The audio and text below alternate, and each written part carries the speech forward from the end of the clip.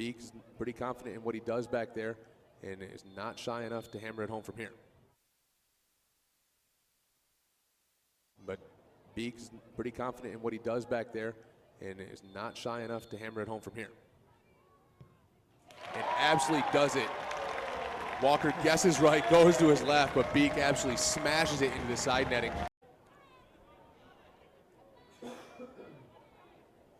Long throw by Swike again this time to Whalen. And Walker's going to come out there and pick it up right away and quickly out. One thing we haven't talked about right now is if you look on the bench and you get a shot of the GRFC bench, head coach Lewis Robinson's not here tonight. He's in there in San Diego with his U18, U19 Midwest Girls D. Free kick here, GRFC. About 38 or so yards away from goal. Swike's going to take this and look for the targets of Beek and Whalen on the far side. And Swike just sort of hits that into the near post and almost caught Walker sleeping a little bit.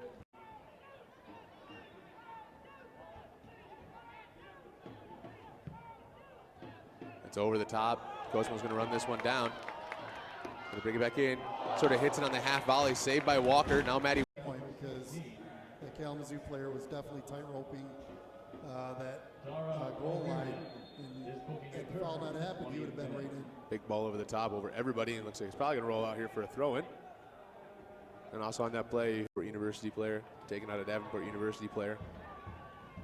Van Ski from the United Kingdom. Whalen. Irish from, you got international connection, same college. Good footwork there by Beek. Kalamazoo taking their time to set this free kick up.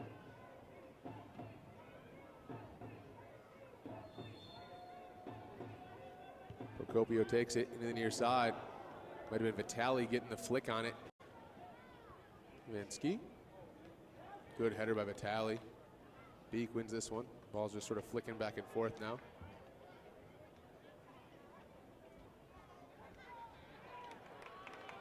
O'Riordan, Whalen sort of on the near side. Now gets in the mix a little bit.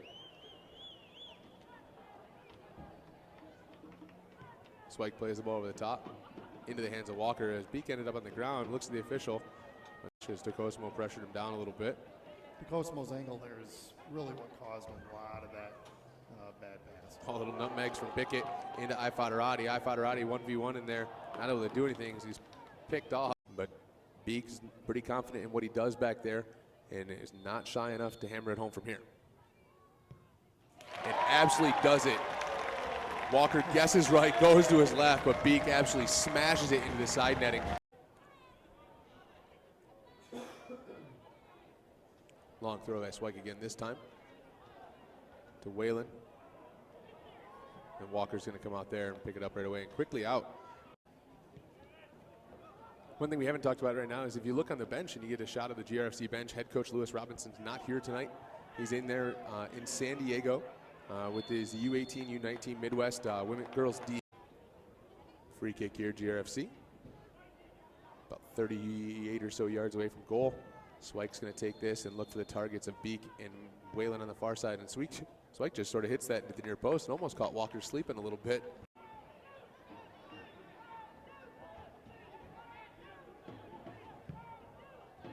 It's over the top. Cosmo's going to run this one down. Going to bring it back in. Sort of hits it on the half volley. Saved by Walker. Now Matty. Point because the Kalamazoo player was definitely tight roping that goal line.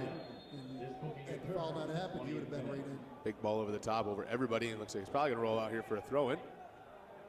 And also on that play, for University player, taken out a Davenport University player. Van Ski from the United Kingdom. Whalen. Irish from, you got international connection, same college. Good footwork there by Beek. Kalamazoo taking their time to set this free kick up.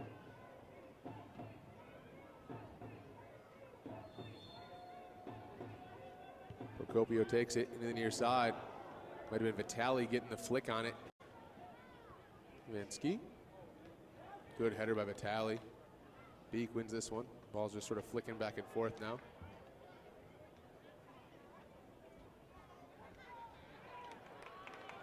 O'Riordan, Whalen sort of on the near side. Now gets in the mix a little bit. Swike plays the ball over the top into the hands of Walker as Beek ended up on the ground. Looks at the official. Just DeCosmo pressured him down a little bit. DeCosmo's angle there is really what caused a lot of that bad pass. All little nutmegs from Bickett into Ifadarati. Ifadarati 1v1 in there. Not able to do anything as he's picked off. But Beek's pretty confident in what he does back there and is not shy enough to hammer it home from here. And absolutely does it. Walker guesses right, goes to his left, but Beek absolutely smashes it into the side netting. Long throw by Swike again this time to Whalen. And Walker's going to come out there and pick it up right away and quickly out. One thing we haven't talked about right now is if you look on the bench and you get a shot of the GRFC bench, head coach Lewis Robinson's not here tonight. He's in there in San Diego with his U18, U19 Midwest Girls D. Free kick here, GRFC. About 38 or so yards away from goal. Swike's going to take this and look for the targets of Beek and Whalen on the far side. And Swike just sort of hits that into the near post and almost caught Walker sleeping a little bit.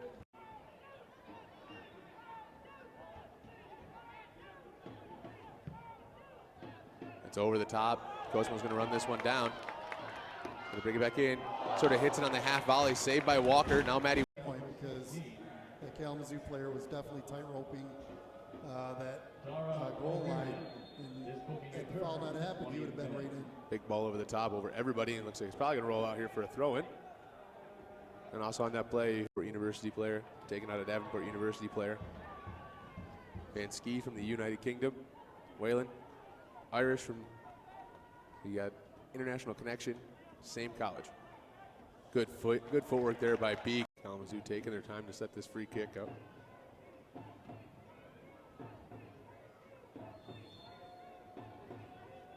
Procopio takes it into the near side. Might have been Vitali getting the flick on it. Van Ski. Good header by Vitali. Beek wins this one. Ball's just sort of flicking back and forth now.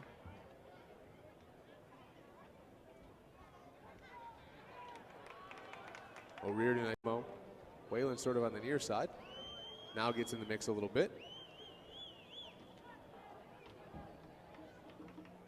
Swike plays the ball over the top into the hands of Walker as Beek ended up on the ground. Looks at the official. Just DeCosmo pressured him down a little bit.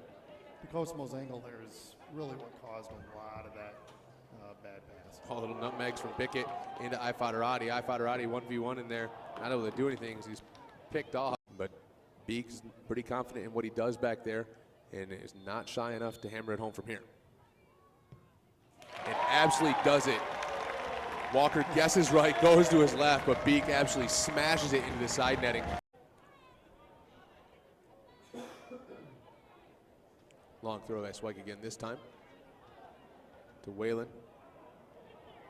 And Walker's going to come out there and pick it up right away and quickly out. One thing we haven't talked about right now is if you look on the bench and you get a shot of the GRFC bench, head coach Lewis Robinson's not here tonight. He's in there in San Diego with his U18, U19 Midwest Girls D. Free kick here, GRFC. About 38 or so yards away from goal. Swike's going to take this and look for the targets of Beek and Whalen on the far side. And Swike just sort of hits that into the near post and almost caught Walker sleeping a little bit.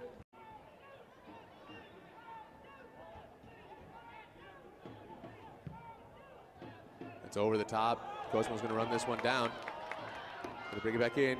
Sort of hits it on the half volley. Saved by Walker. Now Matty. Because the Kalamazoo player was definitely tight roping that goal line. And had the foul not happened, he would have been right in. Big ball over the top over everybody, and looks like he's probably going to roll out here for a throw-in.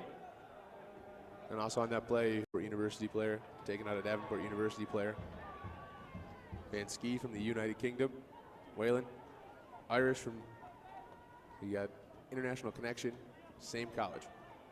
Good footwork there by Beek. Kalamazoo taking their time to set this free kick up.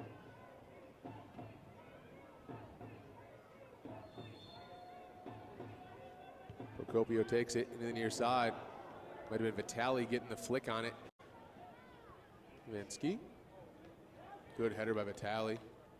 Beek wins this one. Ball's just sort of flicking back and forth now.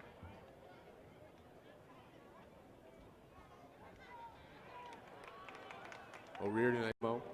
Whalen sort of on the near side. Now gets in the mix a little bit. Swike plays the ball over the top into the hands of Walker as Beek ended up on the ground. Looks at the official. Because DeCosmo pressured him down a little bit. DeCosmo's angle there is really what caused a lot of that bad pass. All little nutmegs from Bickett into Ifadarati. Ifadarati 1v1 in there. Not able to do anything as he's picked off. But Beek's pretty confident in what he does back there and is not shy enough to hammer it home from here. And absolutely does it. Walker guesses right, goes to his left, but Beek absolutely smashes it into the side netting. Long throw by Swike again this time to Whalen. And Walker's going to come out there and pick it up right away and quickly out. One thing we haven't talked about right now is if you look on the bench and you get a shot of the GRFC bench, head coach Lewis Robinson's not here tonight. He's in there in San Diego with his U18, U19 Midwest Girls D. Free kick here, GRFC. About 38 or so yards away from goal. Swike's going to take this and look for the targets of Beek and Whalen on the far side. And Swike just sort of hits that into the near post and almost caught Walker sleeping a little bit.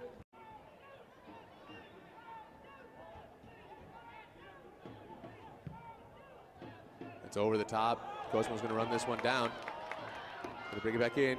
Sort of hits it on the half volley. Saved by Walker. Now Matty. Point because the Kalamazoo player was definitely tight roping that goal line.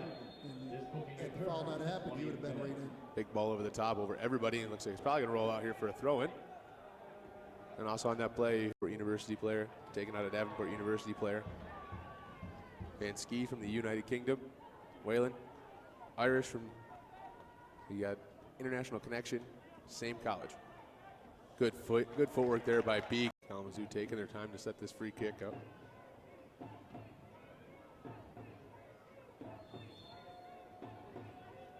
Procopio takes it into the near side. Might have been Vitali getting the flick on it. Vansky. Good header by Vitali. Beek wins this one. Ball's just sort of flicking back and forth now.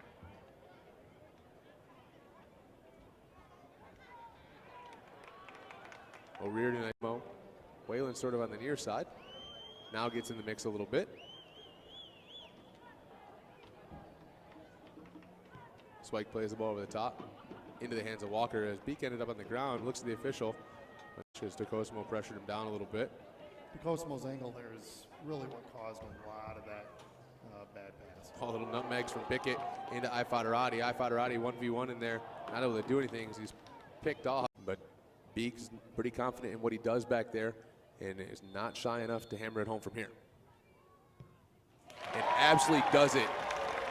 Walker guesses right, goes to his left, but Beek absolutely smashes it into the side netting. Long throw by Swike again this time to Whalen. And Walker's going to come out. Ann Arbor. This match is brought to you by Spectrum Health. The Spectrum Health Medical Group Orthopedics team of fellowship-trained physicians and advanced practice providers offers diagnosis, medical management, rehabilitation, and surgical repair of bones, joints, muscles, and connective tissues. Schedule an appointment with one of their experts by calling 616-267-8860. Spectrum Health is proud to support Grand Rapids FC. Come on, you boys in blue. We'd also like to thank all of our corporate partners for the 2019 season.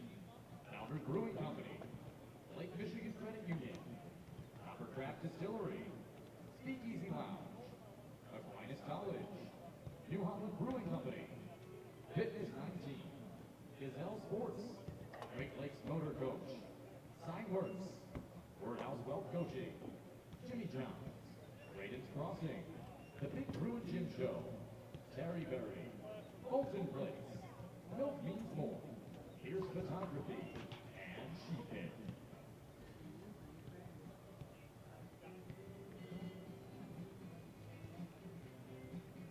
But Beek's pretty confident in what he does back there and is not shy enough to hammer it home from here. And absolutely does it. Walker guesses right, goes to his left, but Beek absolutely smashes it into the side netting. Long throw by Swike again this time to Whalen. And Walker's going to come out there and pick it up right away and quickly out. One thing we haven't talked about right now is if you look on the bench and you get a shot of the GRFC bench, head coach Lewis Robinson's not here tonight. He's in there in San Diego with his U18, U19 Midwest Girls D. Free kick here, GRFC. About 38 or so yards away from goal. Swike's going to take this and look for the targets of Beek and Whalen on the far side. And Swike just sort of hits that into the near post and almost caught Walker sleeping a little bit.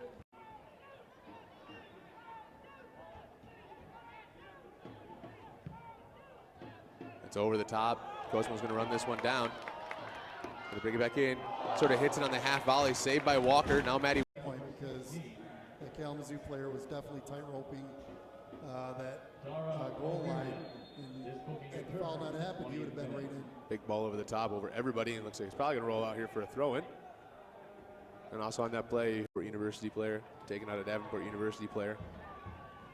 Van Ski from the United Kingdom.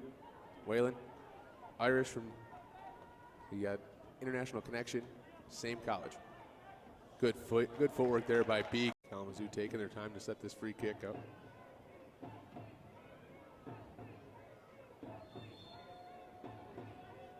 Procopio takes it into the near side.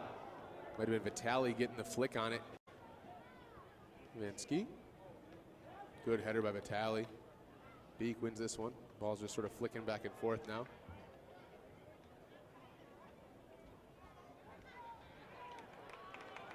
O'Riordan, Whalen sort of on the near side. Now gets in the mix a little bit. Swike plays the ball over the top into the hands of Walker as Beek ended up on the ground. Looks at the official. Just DeCosmo pressured him down a little bit. DeCosmo's angle there is really what caused a lot of that bad pass. All little nutmegs from Bickett into Ifadarati. Ifadarati 1v1 in there. Not able to do anything as he's picked off. But Beek's pretty confident in what he does back there and is not shy enough to hammer it home from here. And absolutely does it. Walker guesses right, goes to his left, but Beek absolutely smashes it into the side netting. Long throw by Swike again this time to Whalen. And Walker's going to come out there and pick it up right away and quickly out. One thing we haven't talked about right now is if you look on the bench and you get a shot of the GRFC bench, head coach Lewis Robinson's not here tonight. He's in there in San Diego with his U18, U19 Midwest Girls D. Free kick here, GRFC. About 38 or so yards away from goal. Swike's going to take this and look for the targets of Beek and Whalen on the far side. And Swike just sort of hits that into the near post and almost caught Walker sleeping a little bit.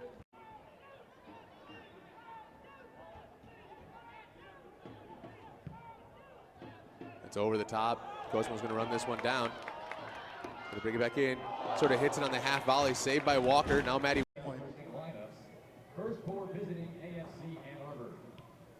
Number 4, Henry Ramirez. Number 5, Matthew Grom. Number 7, Sebastian Chalba. Number 10, Yazid Matthews. Number 12, Jared Toss. Number 14, William Eske. Number 16, James Long. Number 20, Benjamin Thornton. Number 27, Stephen Turnbull. Number 34, Ian McGrain. And number 44, Marlon DeFreitas. Head coach for AFC Ann Arbor is Eric Rutland. And now the starting lineup for your Grand Rapids FC. In goal, your captain this afternoon, number 1, Joe White. Defender, number 2, Jake Vanderlaan. Defender, number 3, Austin Swank. Midfielder, number 4, Liam Pickett. Defender, number 5, Vladimir Babayev. Midfielder, number 8, Eric Connerty. At forward, number 9, Matty Whelan. At forward, number 11, Caleb Postlethwaite. Midfielder, number 15, Jack McCarran. Defender, number 16, Dara O'Riordan. And Forward number 44, Max Mikola. Head coach for GRFC is Lewis Robinson.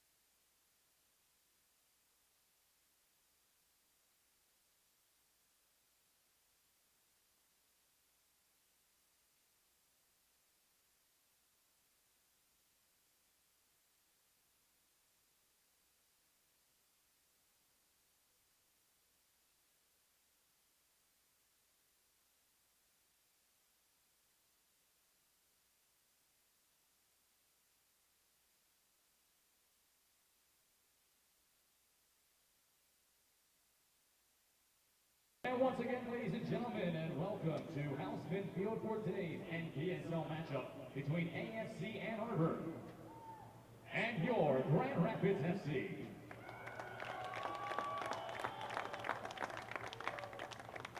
At this time, we ask that you please rise, and gentlemen, please remove your caps as we honor America with the playing of our national anthem.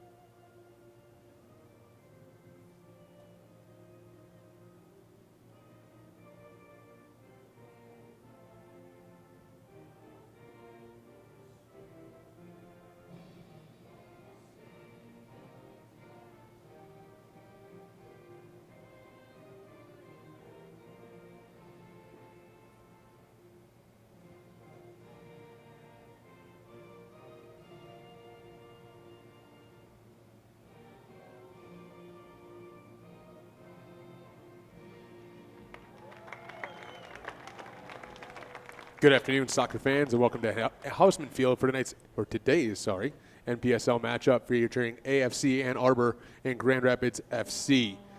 Battle of number 2 versus number 3 in the league standings right now in the Midwest League of the NPSL. Grand Rapids coming in off a victory on Friday night at home against Kalamazoo United by a score of 1-0.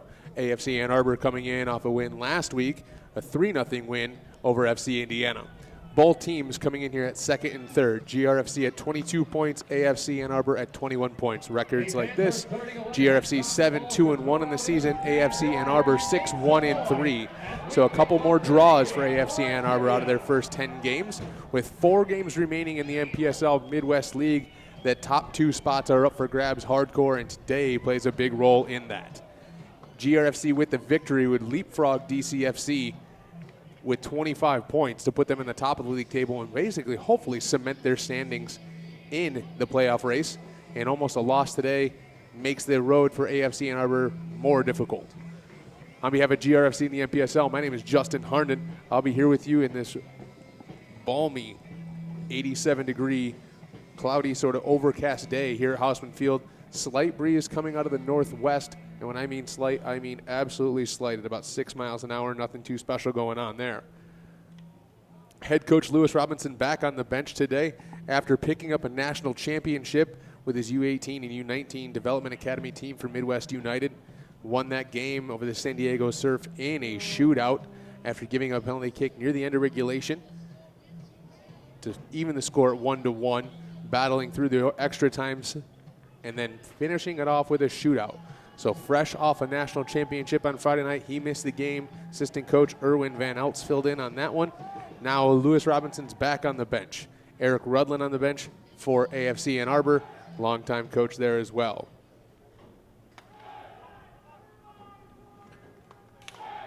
Looks like a 4-3-3 for both teams. Only notable changes you really can tell for GRFC is Caleb Polstoway probably plays in the only position he hasn't played all season. He starts off in that target striker, the traditional number 9, even though he's wearing number 11.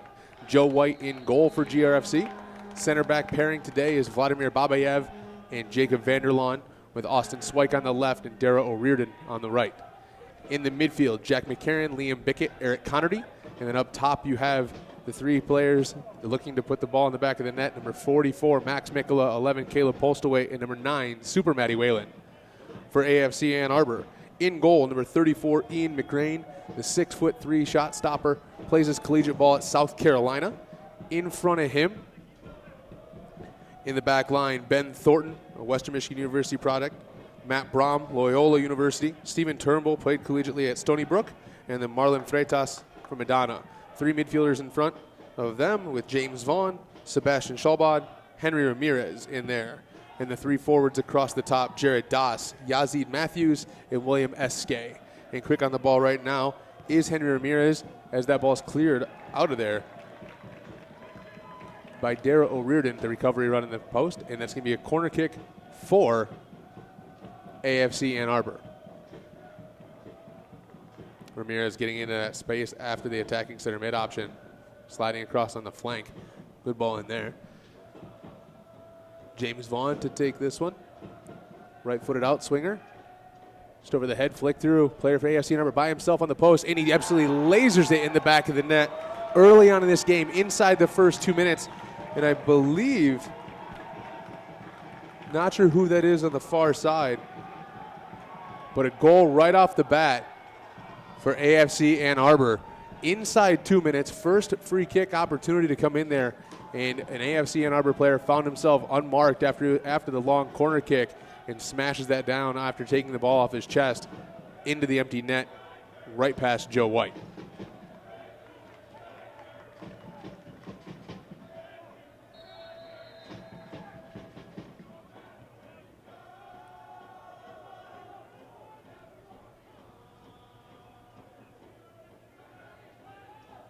See if our stadium announcer can tell us this one as Swike smashes that upfield looking for Postal Wait. Mikula keeps it. Left-footed service now. Driven into the box and just hammered clear out of bounds.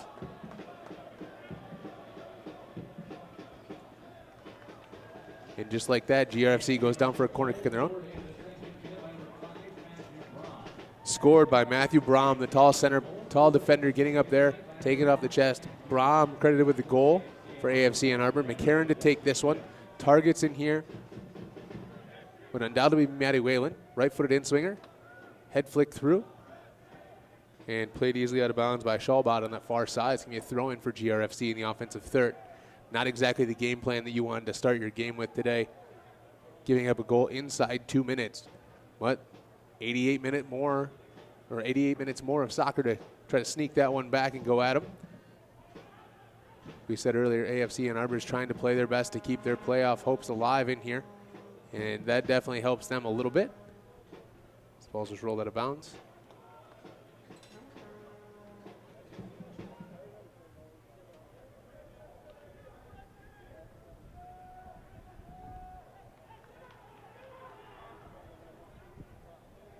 This will be a long throw-in opportunity taken here, as Matty Whalen's going to keep it.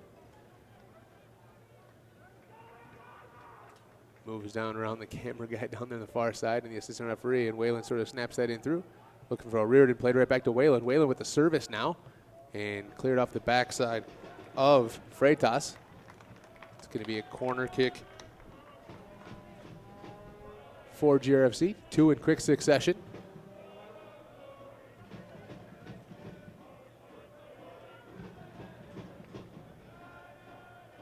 Whalen, Connerty, and Babayev at the top of the 18. Pulsed away at about the 6-yard line. Left foot in swinger. Babayev finds a space, not able to get anything to it. And the second header attempt by Connerty finds the hands of McGrain. McGrain's going to get his team up there. Keep in mind, the last matchup between these two teams in Ann Arbor, played at Concordia University, GRFC came out with a 2-0 victory. Both goals off the foot of Sammy Beek. One via penalty kick, and then one after a great diving save to the right by Joe White in stoppage time. AFC Ann Arbor trying to keep this one going in more. And it's offside, and they do bring that one back.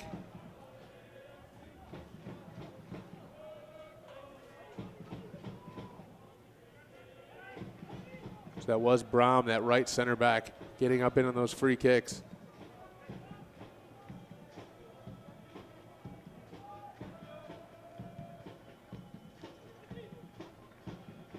Whalen Brom off the side of Brom, it looks like. Oh, correction, off of Whalen. It's going to be a throw-in for AFC Ann Arbor.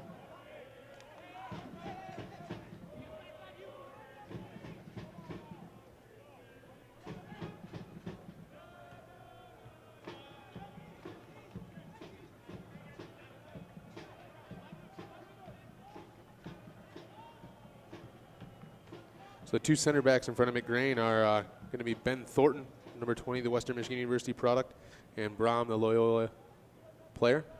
So tons of experience in front of him. A lot of international players on this team for AFC Ann Arbor. Ramirez comes back in. Connerty steps his foot in front of that clearance, and then it just goes all the way back to McCrane, who just plays it right out, no problem. Long ball opportunity looking for Doss, and just going to roll out of bounds there.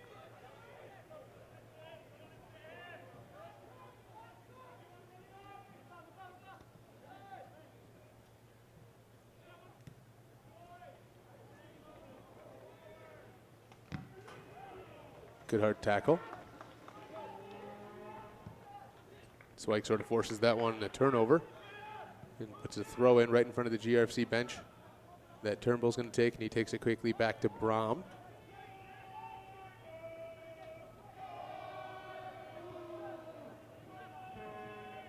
See the shape there, two defensive center midfielders with McCarron and Bickett both sitting defensively for GRFC, which is going to mean that one of them is going to have to attack out of that as fast as possible. Whalen tries to keep that one in. Picked off by Turnbull, and Turnbull just keeps shepherding side to side his space. Long ball from Brahm. Joe White's just going to watch this into his hands, intended for Eske. And just a little overhit there, and Joe White rolls that ball right up to Babayev. Babayev, once again, plays his collegiate ball at Saginaw Valley State University. Sort of in the Bay Area, the thumb in the mitten.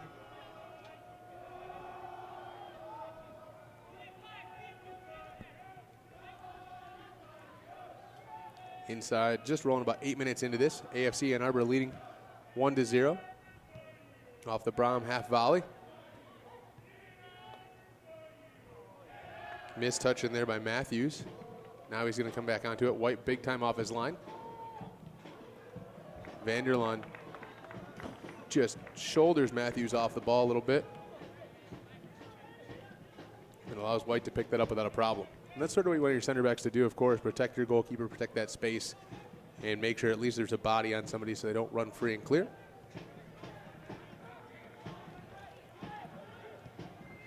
Another long ball played in and a one-hop. Joe White easy to grab this one. So we talked about the fact that GRFC playing with those two sort of defensive center midfielders in Bickett and McCarron, and AFC Ann Arbor sitting with just one, and that's going to be James Vaughn, a collegiate player at Northwood University.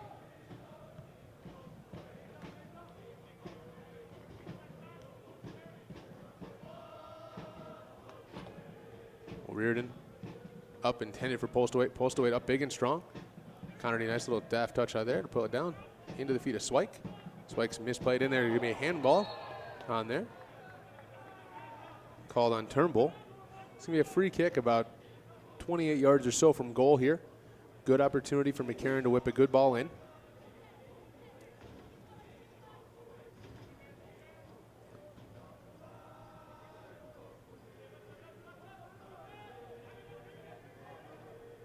McCarron looking to put this probably on the far side of that 6 for Whalen to run in on. Whalen and Connerty both line up on that far side, and he does try to do so.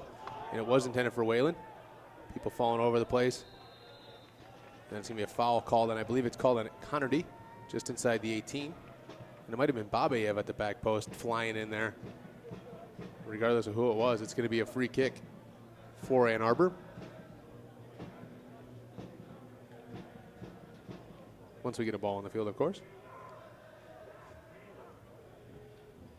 Crowd here at Houseman Field, decent considering it's a sweltering heat, and it is the weekend before the 4th, so technically it's the 4th of July weekend, with the 4th coming in on Friday or on Thursday this week.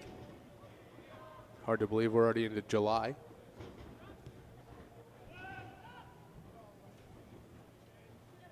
Swike wins this one. Vaughn picks that off and sort of bounces back forth a little bit. Mikula now to the feet of Connerty. Connerty overhit pass. Babayev misses this one. However, good recovery play there by Vanderlaan into McCarron. Polstowait just holds that one back up. Touched on Caleb Polstowait playing in here today. Intended for Mikula. Mikula trying to run and shepherd it in there. Just going to keep the second ball in there. as Turnbull wins the first. But Mikkel is going to hopefully keep the second here. Gets turned in. And hits it off Turnbull for another corner kick. So this is 3 corner kicks in the first 10 minutes here for GRFC.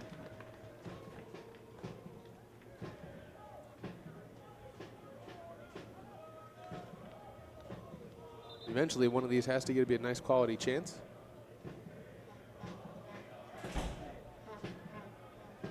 Talked about Caleb Postlewaite. I mentioned him just a second ago. I didn't finish my statement there. Postlewaite basically, in talking before the game with head coach Lewis Robinson, and Swyke just tried to get Ramirez in there. Ramirez keeps it. Now out wide to Das. And Ramirez sort of holds himself a little bit. Knock, and Das just plays that one out of bounds. I think Swyke just heavy touched it and caught him just a little bit. Not enough to be a foul, according to our center official.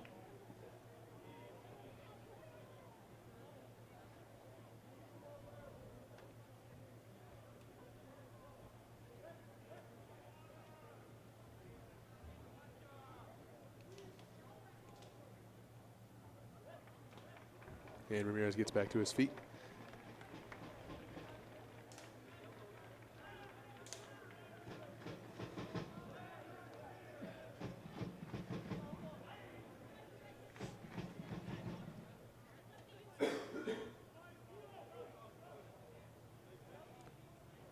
Players going to take any chance they can to get hydrated today. And Mikkola just hits that back in sporting fashion, all the way back to McGrain, sorry.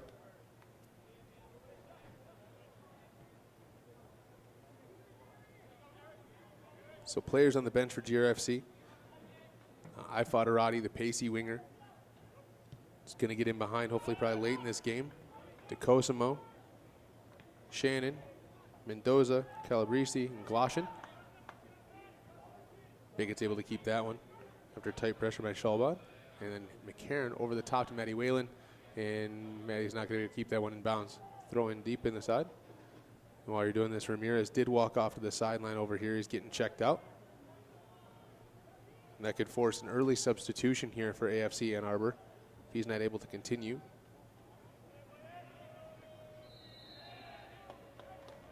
It's going to be a free kick opportunity for GRFC on that far side.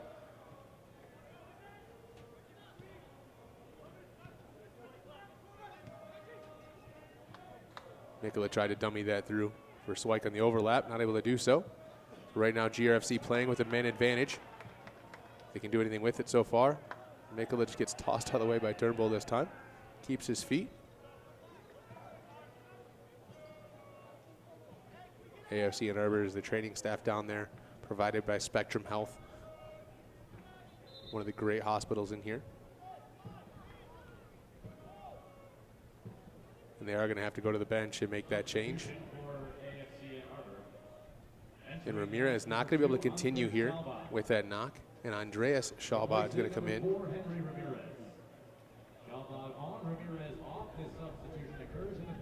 So Schalbad comes on, Ramirez off, and that's a change in that side. First 15 minutes here, which definitely could play into a little bit of a favor for GRFC, as Ramirez was the player that's got in a little head flick by Postlewaite in there. Goes to nobody. Bobby Evan Matthews battling in there. Matthews, good strong player up top, technically as well, as you can see this. Tries to hit that one in across. Looking for SK on the switch, and that does find SK. AFC Ann Arbor just sort of keeping the ball a little bit.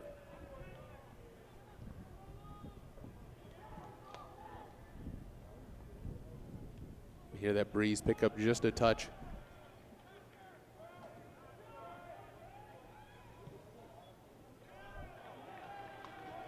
You got the Schalbad brothers out there, both Venezuelan in descent, out there trying to make some stuff happen for AFC Ann Arbor, and GRFC is trying to find their way back in this. We're in the 16th minute, still trailing off that second-minute goal off the foot of Brom. Pass to Joe White, the GRFC net. And a missed pass opportunity there.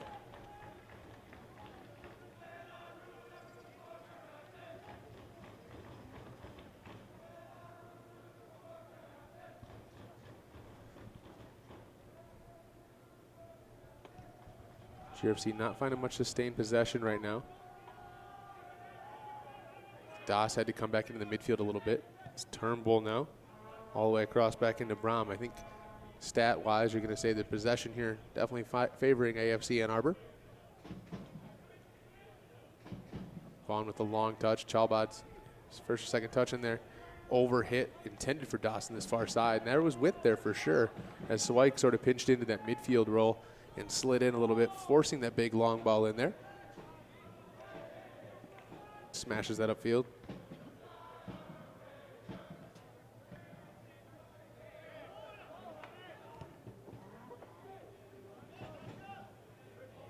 Ball's going to find the feet of Joe White, or actually the hands of Joe White, and then rolls it to his feet.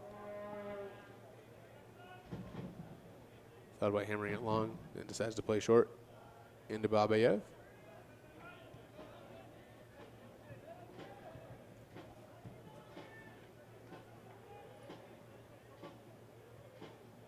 See the formation now where Swike goes higher, so does O'Riordan. And it puts a lot of pressure on Bickett to sort of fill that central gap in there as Babayev hammers this one up the field, looking for Conity. Rom wins this one without much of a problem. McCarron's going to win the second ball, though. And now it's Mikkola, who's had the best of Turnbull a couple times. A little heavy touch there by McCarron, but it's going to go off the feet of Brom. Center back for AFC Ann Arbor, and a throw in the defensive third. Bickett wanted to take this one quickly. A little combination play in there. Swike's going to hit this one off the shins of Turnbull. And another throw in on this near side, almost identical spot it was a minute ago.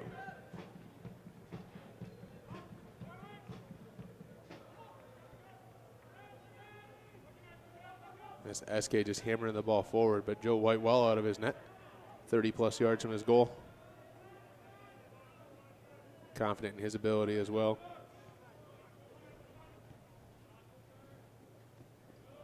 Mikkola not able to keep it there. Sebastian Chalbad and Turnbull into Brom. And AFC Ann Arbor just still keeping that possession and then going long.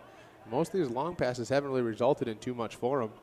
And realistically, outside that one free kick or corner kick opportunity that they had early on, they haven't had anything going on in that offensive third. But right now, they don't really need to as they're leading this game. O'Riordan takes it off his chest. Thought about sending that one in right away. Not able to do so. And Evander all the way back to White. And this is the thing we talked about even on Friday. You got to be a little more dynamic now. I think the three forwards in Matty Whalen, Mikkola, and Postal Wade are just sort of sitting up there in certain spots and not really being dynamic in their movement across the field. And if they want to have something happen in that offensive third, we need a little more dynamic movement from those three forwards. And realistically, when you look at some stuff going on, you have DeCosimo and Ifadarati as the two forwards on the bench. Very different players that can come in. And realistically, if they can come in later on in this game with the heat and how tired these guys are going to be, look for TJ to get in with his speed for sure.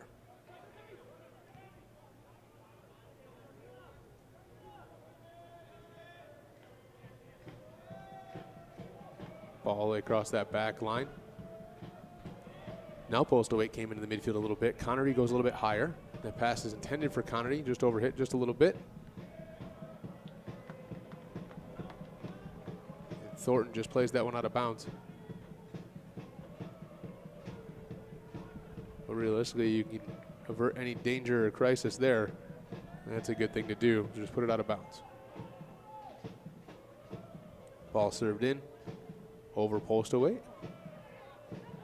And it's going to be a free kick opportunity as McCarron just sort of tosses himself in there and gets sandwiched between two players. One of them be Sebastian Chalbad.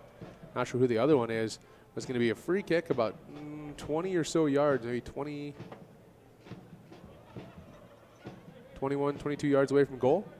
GRFC players want to get that backed up a little bit more. I mean, 20 yards is a lot different than 22. It might not seem like much, but if they can get that ball up and down over the wall, that extra yard or two might help out just a little bit.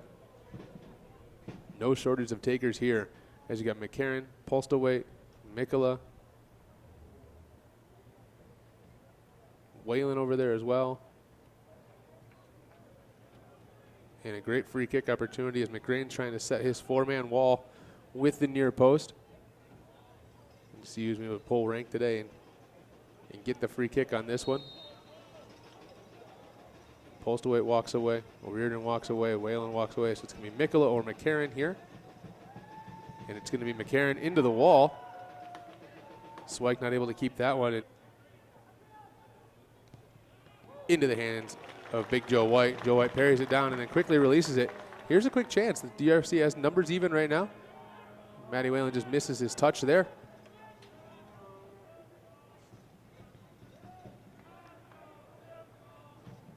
And that quick option was on. If Whalen could have kept it in there, it was going to be a 4-on-4 even rush.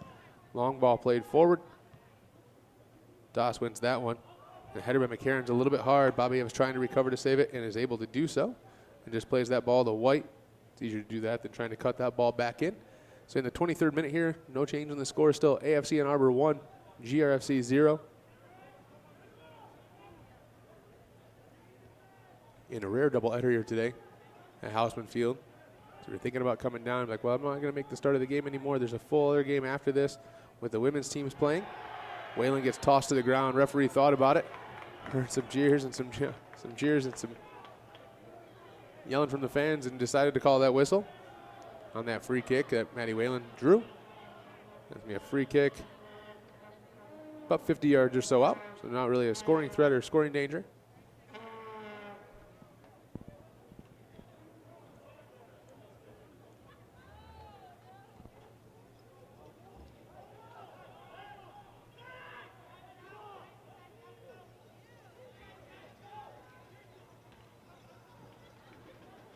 O'Riordan leaves that for Vanderlaan.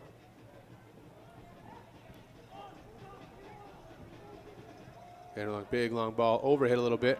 McCrane just going to grab that pretty easy and look to restart it right away. Thought about it at least and decides to hold that one down and let his team get up a little bit. Into the feet of Vaughn. On to Thornton now.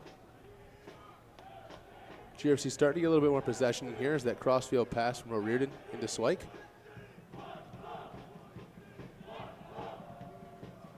So GRFC finding some more possession, but possession isn't the stat that's going to win you the games. It's goals of course to do that. And almost a missed opportunity there from Vanderlaan as that gets stripped in. Vaughn's heavy touch off the chest of Matthews. And McCarran's able to turn and keep it now.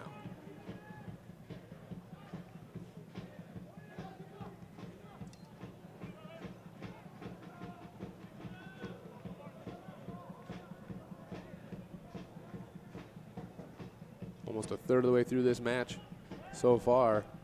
And GRFC has yet to put a big test on the big South Carolina goalkeeper, Ian McGrain.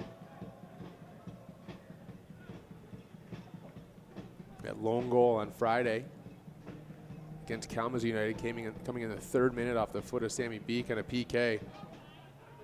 And other than that, some opportunities, just nothing clean in the threat. Swike tried to play that with the outside of his foot around Turnbull for Whalen to run in on it, not able to do so. See head coach Eric Rudlin up on that touchline, talking to his players, trying to keep them motivated.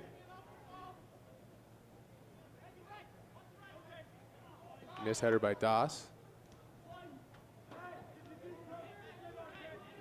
Whalen and Babayev not really on the same page there. Whalen was asking why Babayev didn't go back to Joe White just to keep possession as Connerty goes up to win this one. Brahms stronger than he is.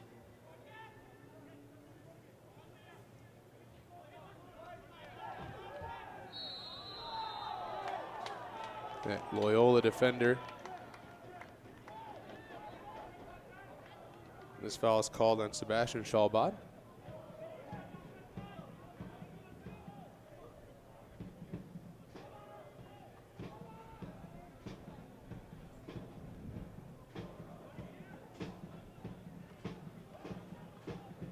Swike will take this, University of Michigan product.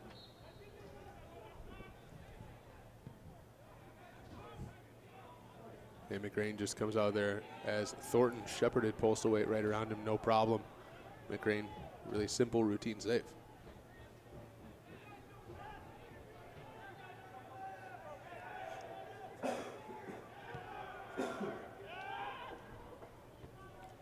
Miscommunication, Swike and Babayev. GFC just not really on the same page here. One of the tough things we didn't mention so far is keep in mind that GRFC did play on Friday night. So this is basically back end of 2 games in 3 days. And a lot of these players did play on Friday night. So it's a taxing environment. So that ball is going to be off of Das. Should be a throw-in for GRFC.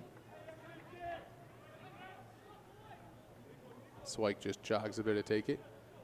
Nice little flick there from one of our GRFC camera operators down there, doing highlights and clips. Pulse away dummied for Matty Whalen. And then just Turnbull recovers really well in there.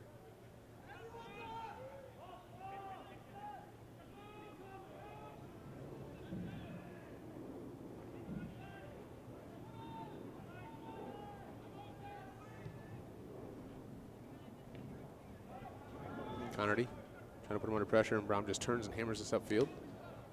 Das flicks it. Sebastian Chalbag goes sort of over Matty Whalen, but Matty Whalen didn't go up for it at all.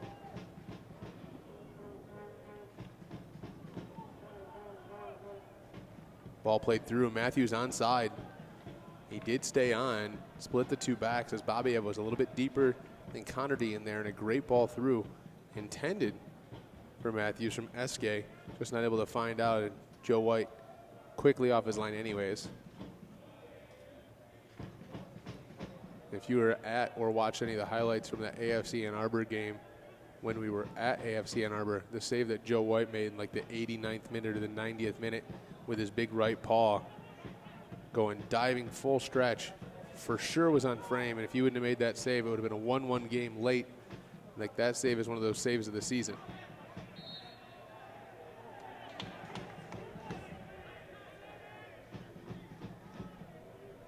Pickett dribbles across field. Mikula was right in the right space there, and Pickett really didn't see him. Now Reardon sort of sliding up there, Postlewaite in there. Postlewaite trying to play in Mikula, not able to do so. And AFC Ann Arbor just clears the ball.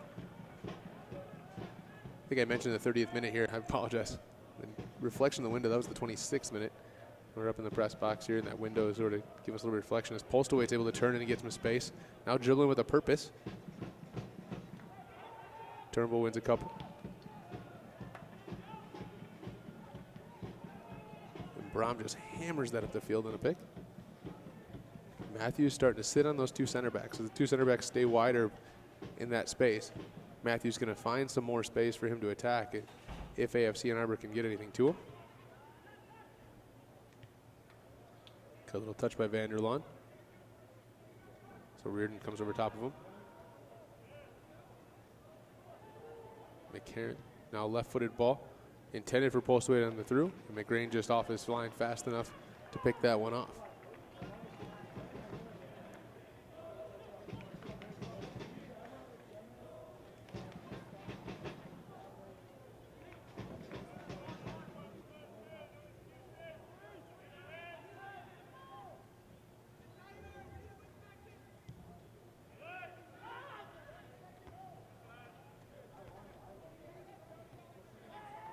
Good trap down there by Matthews on the chest. AFC Ann Arbor starting to move the ball a little bit. Das all the way back to Turnbull now. Turnbull to Brom, just keeping the ball and possessing it a little bit. Because I tell you right, with the heat and how hot it is right now, the more you have to defend, the harder it is going to be on you guys. Because it's a lot harder to chase the game than control the game. So the effort that GRFC is going to have to expend here, defending and chasing and shifting, is going to drag that out really quick, a lot longer than that. Just as I say that, Thornton just hammers the ball up the field and gives possession away.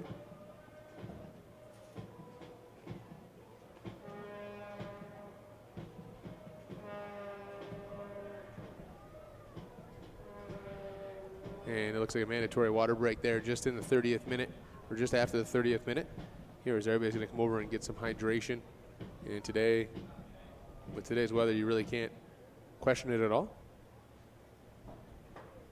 Hydration break. Hey fans, don't forget to stay up to date with everything Grand Rapids FC. Keep in mind, you guys can do your own hydration on the couch, on the home, wherever you're sitting on the deck, the dock, basement, movie room, wherever it is. Coppercraft Distillery, Founders Beers always sound good. They'll take care of you too. So feel free to do that stuff with the players. Head coach Lewis Robinson and head coach Eric Rudlin for GRFC and AFC Ann Arbor actively trying to help out their teams and figure some stuff out.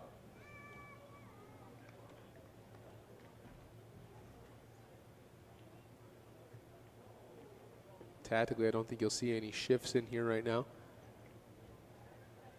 Minus that one change coming off the bench when Ramirez had to get subbed out earlier on in this game and was replaced by Andreas Schalbad.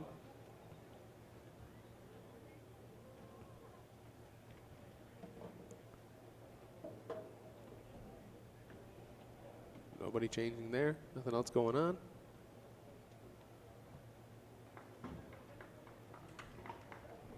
Two players down in the bottom right part of your screen. Not in game close today. Sammy Beek, captain and center back. And then Scott Doney, the big 6'5" New Zealander. Not in game close, just in street close today. Those are two big losses. I think Scott Doney played really well at AFC Ann Arbor.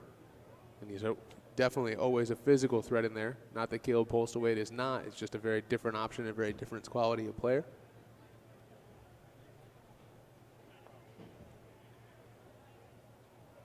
And we're sort of ready to restart this, and it's going to restart from a throw-in, the defensive third for GRFC. A little quick hydration break, about a minute and a half, 2 minutes long. Let the players get some fluids in their system.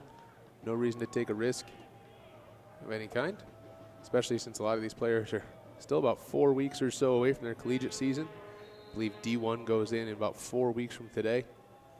I know D2 or NAIA starts at August 5th. D2 about the week after that. Swike wins that one off. Into the feet of Bickett now. Bickett, shifty little hips, looking for Mikola. Turnbull picks his pocket and is played in now. Into SK, who slid over to this side. Matty Whalen forced to recover, deep to defend. Which means Freitas now on that left back spot can get there as Postlewaite trying to flick things in, not able to do so.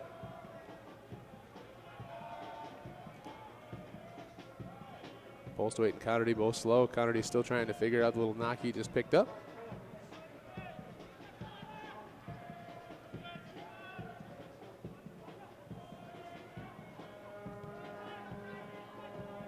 AFC Ann Arbor extremely comfortable in that possession space. Good. I think it was supposed to be intended for a flick, but it's not.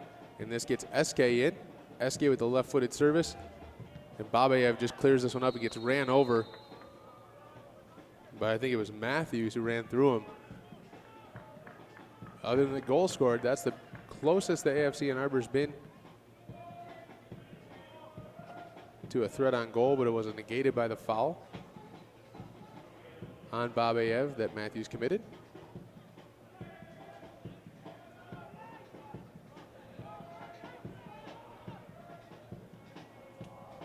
Babayev, a little too many touches in there. Das comes in, wins that tackle. Babayev is going to get picked back for a foul here. That's Vladimir Babayev being a little bit complacent with things, a little too relaxed while he's under pressure. And he's going to pick up a yellow card there for Babayev. So our center back picks up a yellow card in the 35th minute. Changes how you play defense, changes in how you do things. And it's going to be a free kick opportunity. If they set it up where the official is, it's about 27 yards out. 26 to 27 yards out. Definitely a shooting chance for whoever decides to take this. Matt Braum, goal scorer, leaves it and walks forward.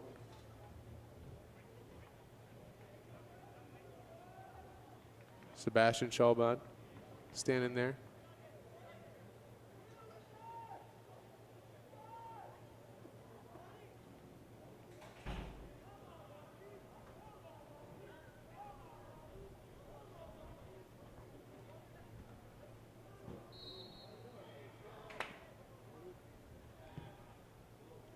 Ball's hitting the outside of the side netting. Looks like that was hit by James Vaughn. That sort of two-step, weird hipped windup, but it just spun into the outside of the side netting. So Joe White was able to watch that one go out, no problem. And sort of crisis averted there. We'd like to see Babayev be a little bit more active in his decision-making there. Is a little bit lethargic in it, a little bit slow. So Bickett wins this header. McCarron goes up strong. And it looks like it could be the second yellow card in quick succession here, as McCarron's going to pick one in as he goes up late on Sebastian Chalbad. Does pick up the yellow card, leading with that forearm. In the 37th minute to Grand Rapids FC, number 15, Jack McCarron. Yellow card caution issued in the 30th. Led with the arm a little bit, hit him in there, and no risk are being taken nowadays, or no risk should be taken nowadays with any head injury or anything like that. Chalbad's going to get up, walk off the field. So for a minute or two here, AFC and Arbor is going to play down a man as well. Now 2 GRFC players sitting on yellow cards.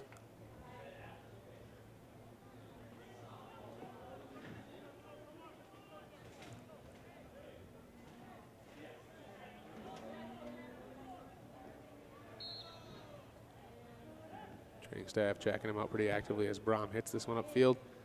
Intended for SK. SK is able to keep it in, but O'Riordan's with it on his feet. Checks back through. And now McCarron, the person that just picked up the yellow card, into Bickett. A misplay by McCarron. It's going to result in GRFC's dispossess of the ball. And Vaughn dribbling up there, and the ball goes all the way back to McGrain.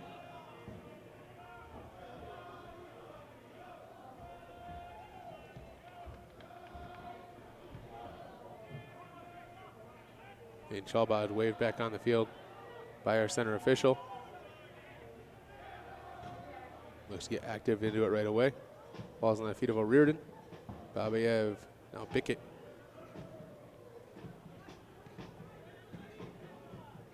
Matty Whalen had to drop all the way back in. Whalen keeps it. Nice little quarter foot rolls in there. Ball bounces through and then just hammered up the field by Brom again.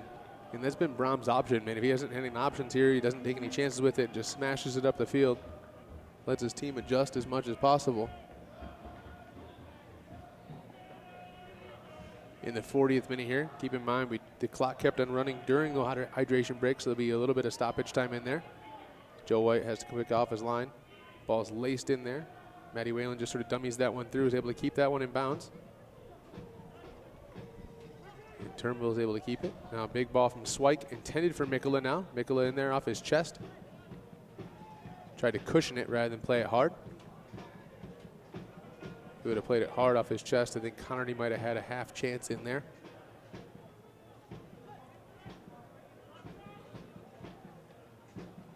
I think Whalen wanted that probably on his inside. Hits it with his left. Ooh, McGrain not having to take any chances there. See, the ball is over the touch line, or over the end line before it was hit. The ball curved out, so it is going to be a goal kick here for AFC Ann Arbor. Fans here at Hausman Stadium not too happy with that. I'm really sort of confused how that happens.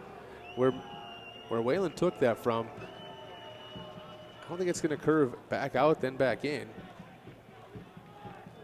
Regardless of what we think, regardless of what we saw, or we've seen today, it's going to be a goal kick no matter what. So McGrain with a goal kick for AFC Ann Arbor.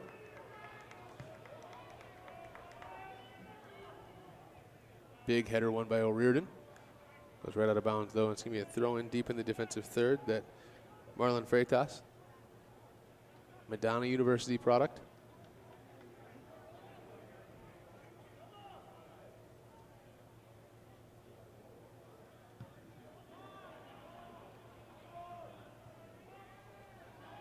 Joe White off the half volley. Not even the full volley, just on the half volley.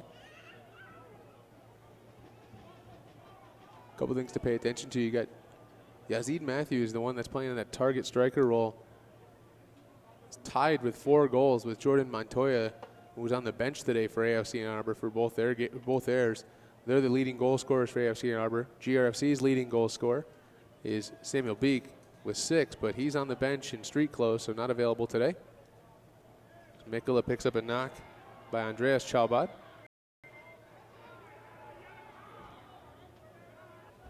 To Vanderlaan, all the way across to Babayev.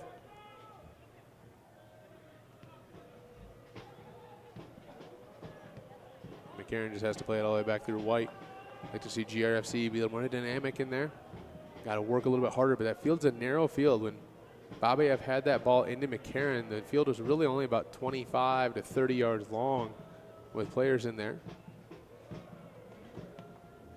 As O'Riordan just comes through a lot of players, not able to do so, but does pick up the foul.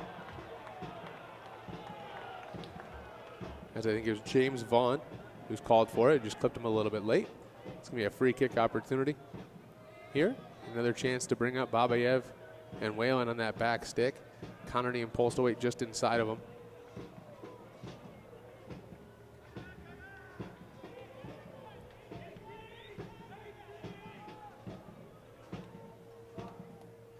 McCarron's going to take this one as O'Riordan joins the party too. McCarron, big ball across the far post, headed out and over by Vaughn. Either Vaughn or Thornton, I'm sorry. But it's going to be a corner kick now.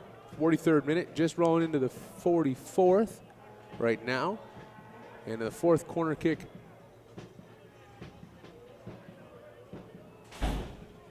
Yeah, their fourth official. Making sure Eric Rudlin doesn't get too close in there. McCarron serves an in-swinger in there. Players gets taken out in the box. Bodies everywhere. Doesn't matter. It's going to be a goal kick there, as it looks like Matty Whalen and Brom get tangled up in it again.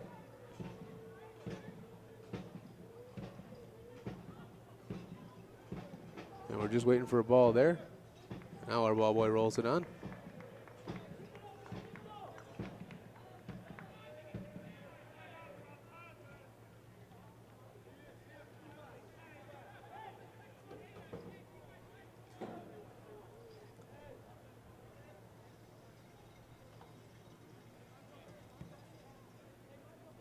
Grange smashes it up the field. Whalen runs back too. Not able to do anything with it. Sort of a header battle here.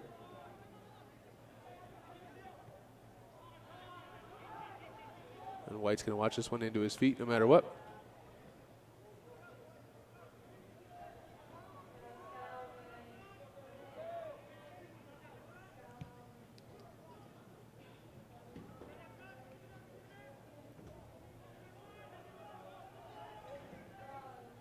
Yeah, Reardon gets really high so far today. He's getting way up in these games. Good little touch in here. Chalbot picks his pocket. Mikolas having to run back to put him under pressure. Now over to Das. Das slips his footing, but still able to keep it in there. And all the way back into Brom now. And Brom with a good ball played through into Freitas on that far side, who's got tons of space, able to come up the field without much problems.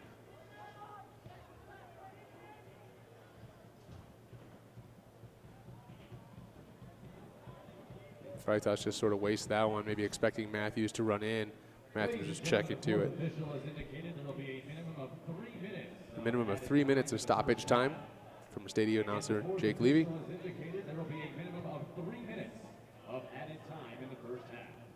Matty Whalen brings that one down, sort of smashes it in there as it flicked through.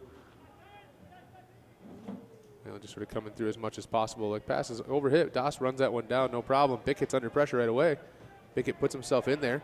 He gets sort of pulled off by Das, and it's going to be a free kick here as Bickett put himself between the defender, or the attacker, and the ball, which almost all the time is going to pick up that foul. So a great play by Bickett there in recovery.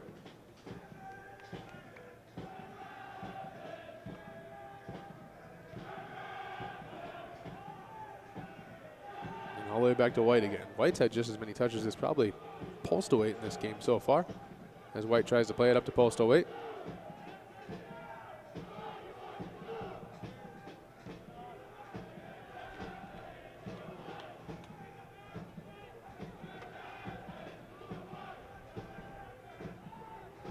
So sole roll there by Connerty.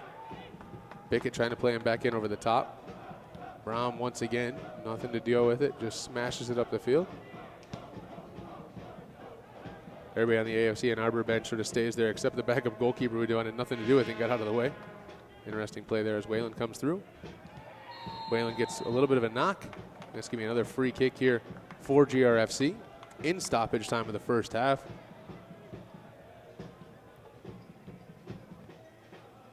I mean, eventually something's got to come from these. 4 or 5 corner kicks today, three or so free kicks in great situations and great locations, and nothing really testing goalkeeper Ian McGrain yet.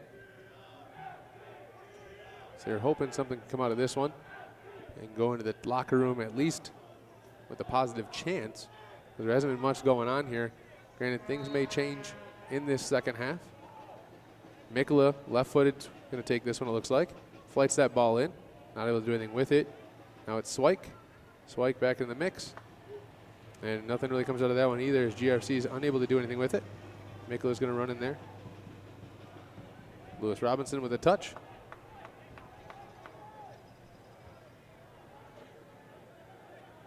Vanderlong with the big driven ball over the top, looking for McCarron and Whalen. Little touch in there. McCarron with a little flick over him. Maybe looking for the foul in there, but nothing been there by official, and that would have been a really soft PK anyways. So he's sort of off balance. Bickett putting Turnbull under pressure. Turnbull turns out of pressure there as much as possible. A great job by Turnbull in there to keep it moving, and dummied by Doss, but right out of bounds. Maybe Doss didn't really know how close to the touchline he was. And just like that, the referee blows the whistle for halftime. So 45 minutes of soccer, and the biggest action we had was inside that second minute after that corner kick from Ann Arbor, or AFC Ann Arbor. Found the chest of Braum, who brought it down on the half volley and absolutely smashed it past Joe White and everybody else in front of him on there. There's probably 4 or 5 players with close proximity. But it's going to be in there as a score of 1-0. So 15 minutes of halftime talk for head coach Lewis Robinson to try to change some things up and try to get his guys on the same page a little bit more to create some more offensive threats in the attacking third. But we'll be back with you in 15 minutes or so. So grab a cold one, relax, stay out of the heat, turn the air conditioning on, and we'll see you in about 15 minutes after halftime. Collegiate ball at South Carolina. In front of him, in the back line, Ben Thornton, a Western Michigan University product. Matt Braum, Loyola University. Stephen Turnbull played collegiately at Stony Brook. And then Marlon Freitas from Madonna. In there. James Vaughn to take this one. Right-footed out, swinger. Just over the head, flick through. Player for AFC number by himself on the post. And he absolutely lasers it in the back of the net early on in this game inside the... See if our stadium announcer can tell us this one as Swike smashes that upfield looking for postal weight. Mikkola keeps it. Left-footed service now. Driven into the box and just hammered clear.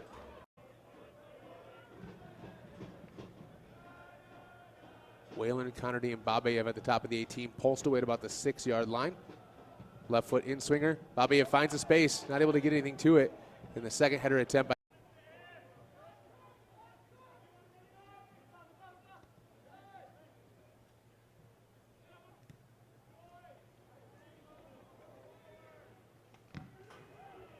Good hard tackle. McCarron looking to put this probably on the far side of that 6 for Whalen to run in on. Whalen and Connerty both line up on that far side, and he does try to do so. And it was intended for Whalen. People falling over. Brilliantly done there by Matthews. Matthews into Andrea Schalbot on the far side. Into the hands of Big Joe White. Joe White. Well, Reardon leaves that for Vanderlaan.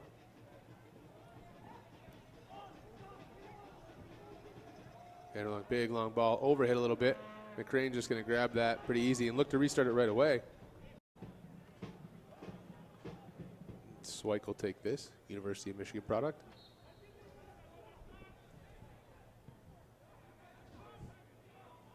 And McCrane just comes out there as Ashton Schalbach goes sort of over Matty Whalen, but Matty Whalen didn't go up for it at all.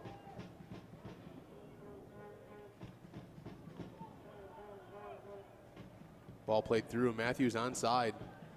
He did stay on. Split the two.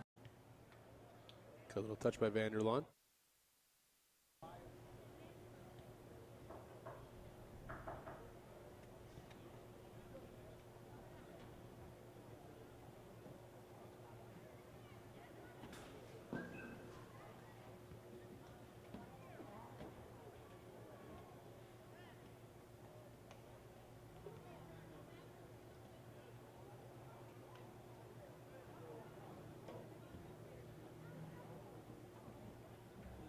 gentlemen, this time please direct your attention to midfield. It's time for the Copper Craft Beverage Breakaway.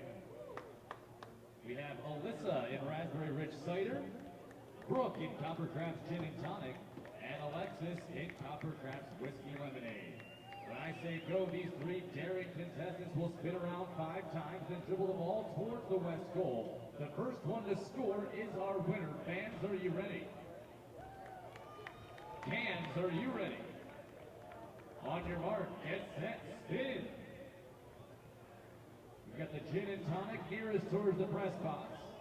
The Raspberry Rich Cider in the middle, the Whiskey Lemonade on the far side, closest to the Grand Army. Looks like the Gin and Tonic is off to a good start, running diagonally. The Whiskey Lemonade trying to catch up. We might have a can collision here. A long-range shot, trickles home, what a finish from way downtown. It's the Gin and Tonic, you are our winner. Congratulations. Takes a tumble for the efforts, but it's well worth it because you are our victory can. Congratulations, Brooke. And thanks to everybody for participating in the Copper Craft Beverage Breakaway. Fans, let's give them a big round of applause.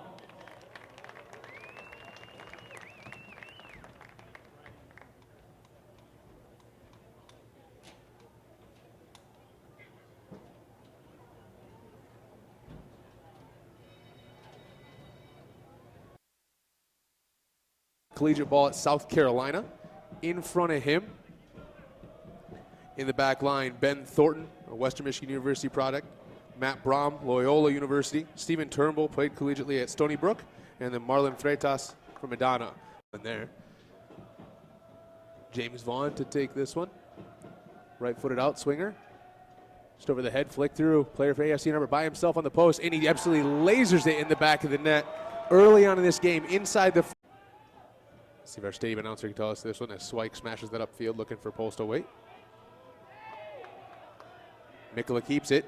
Left-footed service now. Driven into the box and just hammered clear.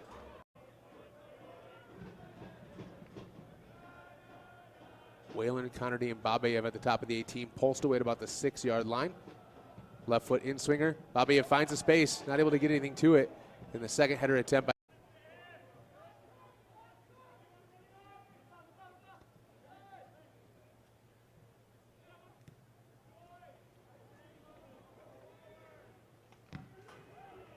Good hard tackle. McCarron looking to put this probably on the far side of that 6 for Whalen to run in on. Whalen and Connerty both line up on that far side, and he does try to do so. And it was intended for Whalen. People falling over. Brilliantly done there by Matthews. Matthews into Andrea Schalbot on the far side. Into the hands of Big Joe White. Joe White. Reardon leaves that for Vanderlaan.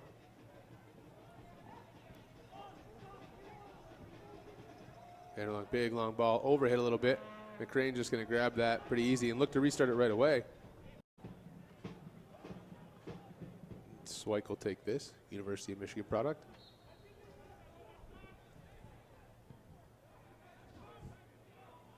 And McCrane just comes out there as Ashton Chalbot goes sort of over Matty Whalen, but Matty Whalen didn't go up for it at all.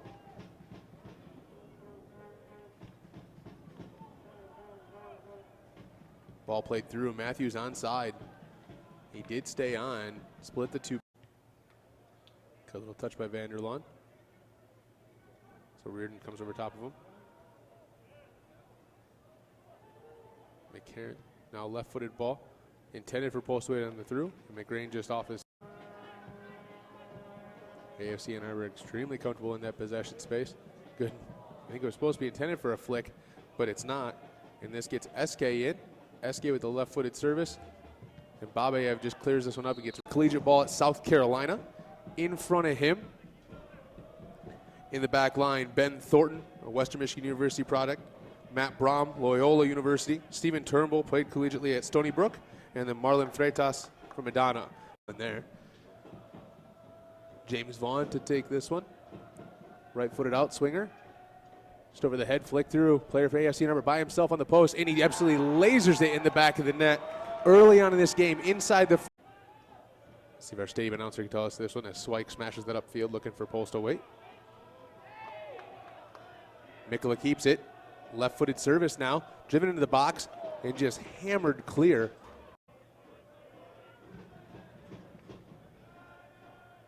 Whalen, Connerty, and Babayev at the top of the 18, pulsed away at about the 6-yard line. Left foot in swinger. Babayev finds a space, not able to get anything to it in the second header attempt.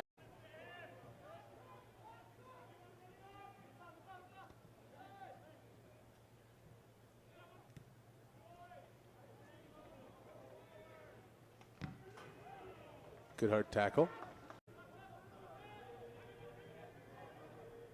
McCarron looking to put this probably on the far side of that 6 for Whalen to run in on. Whalen and Connerty both line up on that far side, and he does try to do so, and it was intended for Whalen.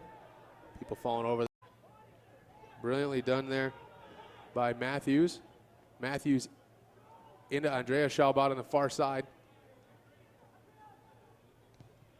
Into the hands of Big Joe White. Joe White. Well, Reardon leaves that for Vanderlaan.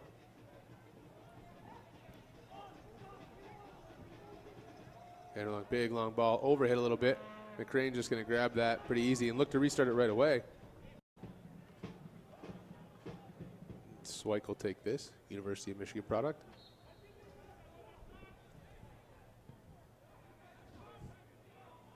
And McCrane just comes out there as Ashton Schalbot goes sort of over Matty Whalen, but Matty Whalen didn't go up for it at all.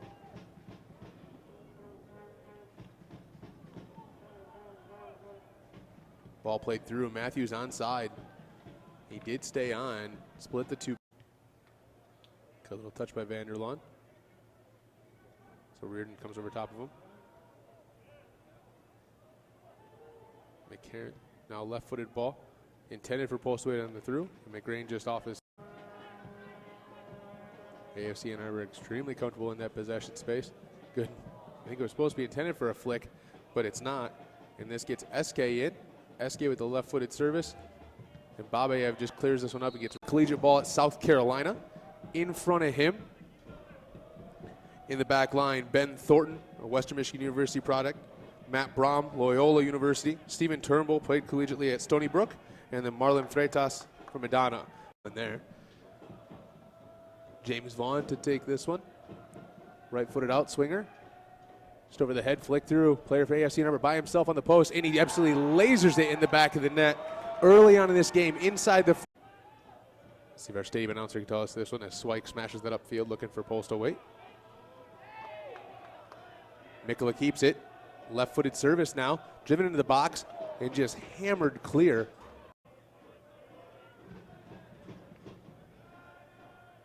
Whalen, Connerty, and Babayev at the top of the 18, pulsed away at about the 6-yard line. Left foot in swinger. Babayev finds a space, not able to get anything to it in the second header attempt.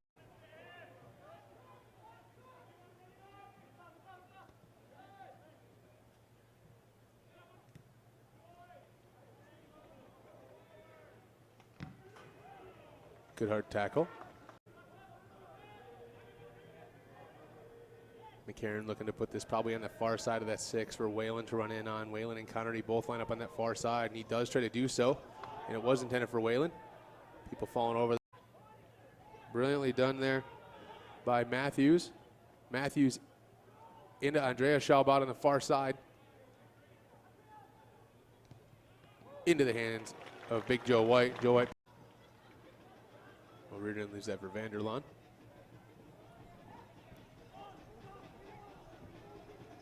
Vanderlaan, big long ball, overhit a little bit. McCrane just going to grab that pretty easy and look to restart it right away.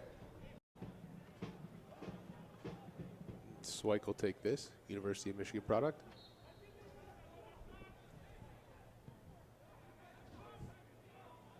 And McCrane just comes out there as Ashton Schalbot goes sort of over Matty Whalen, but Matty Whalen didn't go up for it at all.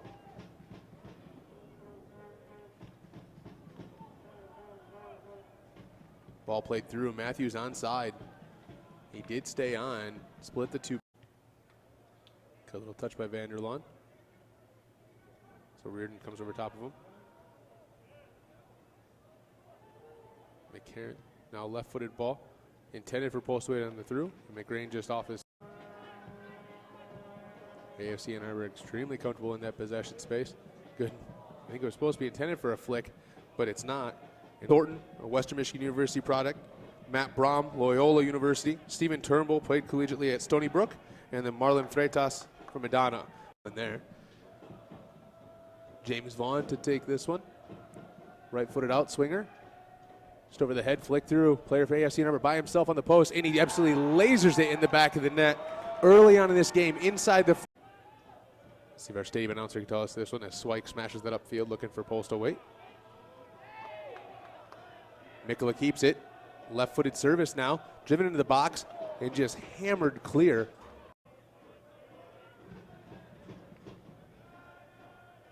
Whalen, Connerty, and Babayev at the top of the 18. Pulsed away at about the 6-yard line. Left foot in swinger. Babayev finds a space. Not able to get anything to it. In the second header attempt by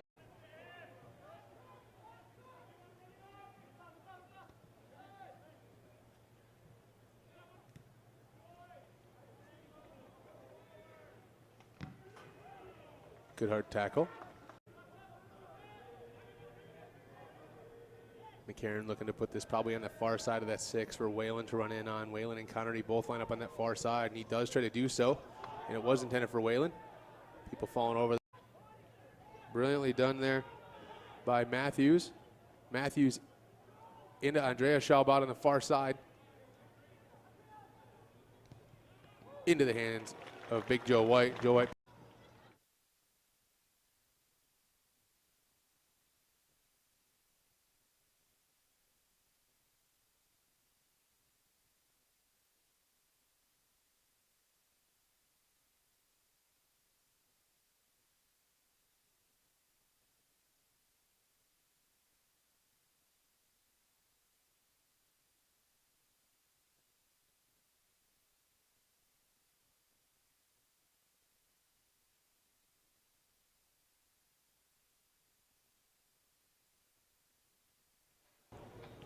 And we're back. GRFC already on the field. AFC Ann Arbor making their way onto the pitch for 45 more minutes of soccer action here at Houseman Field in MPSL Midwest Region Soccer. My name is Justin Harnden. 45 plus more minutes here. I don't believe there's any changes from GRFC as they came out, even though the head coach Robinson is talking to TJ Ifadarati on the touchline in his penny. So he might be one of the first changes coming out here. AFC Ann Arbor coming out with an early goal inside the second minute off the foot of Matt Brom, off the misplayed corner by the GRFC defense. He found himself wide open about 10 yards off that far post and absolutely just smashed it home. Still trying to look and make sure nobody changes. Right now it looks like everybody is exactly the same for AFC Ann Arbor as well. So nobody really going to the bench so far, minus that one substitution forced early on from the injury suffered by Henry Ramirez that brought on Andreas Schalbad, the brother of Sebastian Schalbad. So the Schalbad's basically playing in the midfield with James Vaughn. Weather still pretty toasty, warm and humid, overcast sky, not super bright and sunny, and the breeze picks up every once in a while, but not much happening here.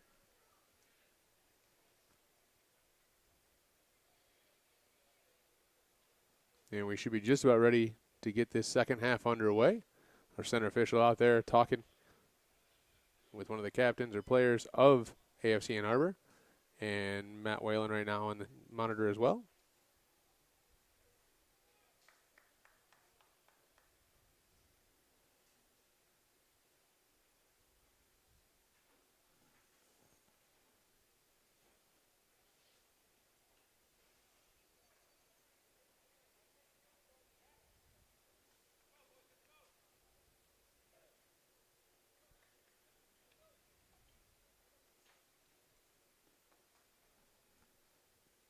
Now it seems like we're getting back off the mix.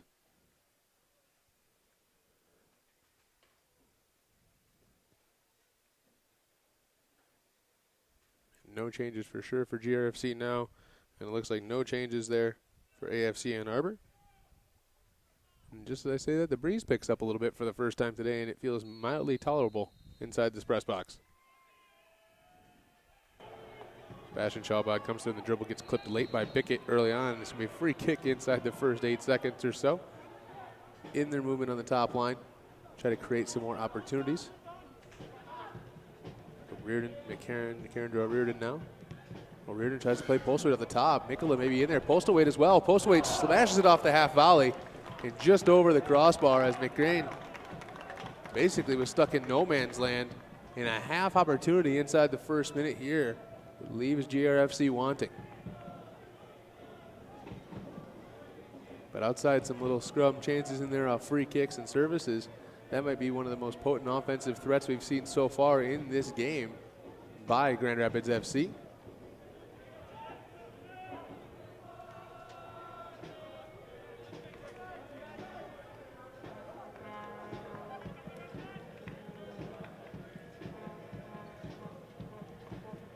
Whalen just turns his defender. He's able to sort of keep it, not able to keep his feet, but the referee's going to call a foul, and that's going to be a free kick called against Marlon Freitas, a left back for AFC Ann Arbor. And just absolutely gets into it with Connerty, and Whalen shoves him back too. So Freitas not sort of shy of anything. Brazilian, plays his collegiate soccer at Madonna University. Not afraid to scrum it up a little bit. And this is going to be a chance for McCarron to sort of swing this one in again. And Freitas and Whalen still John ears. Now it's Connerty and Freitas. So Freitas getting in here, the referee paying special attention to that mix. McCarron into the back post a little bit. Header chance opportunity off of Babayev, and it's going to go out wide. Not sure if Babayev was trying to get that flicked on or trying to play in O'Riordan. Regardless of what was, nothing happened with it. And it's going to be a McGrane goal kick again.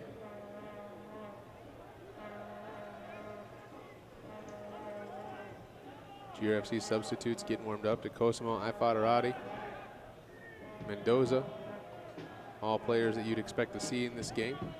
All players that started on Friday as well. First rep from AFC Ann Arbor. Plays in SK by himself. GRFC trying to recover as much as possible.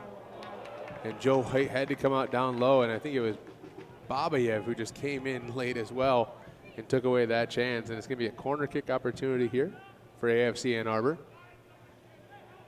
But SK found just acres of space to come into. Dribbled with speed, maybe a little bit heavy touch right before the service, but got him in there. And Babayev's recovering run smashed it just wide and cleared that out of danger. In swinging ball, off the head of Whalen. Mikula, Connerty, trying to clear this out of Shalbot, forces it back in. Ball's played in over the top. Joe White gets clipped late, and they know they did. I think that was Ben Thornton coming running in. Ben Thornton's going to pick up a yellow card. Joe White's down again. We saw this happen on Friday night too, but that's Ben Thornton coming in late, clips Joe White in there. Joe White not sort of shy to take any knocks in there, but now the center back for AFC Ann Arbor is going to be on a yellow too, just like the center back at Babayev is on one for GRFC. This booking occurs in the 49th minute. And you can't really fault Ben Thornton for going in on that one at all. Booking occurs in the 49th minute.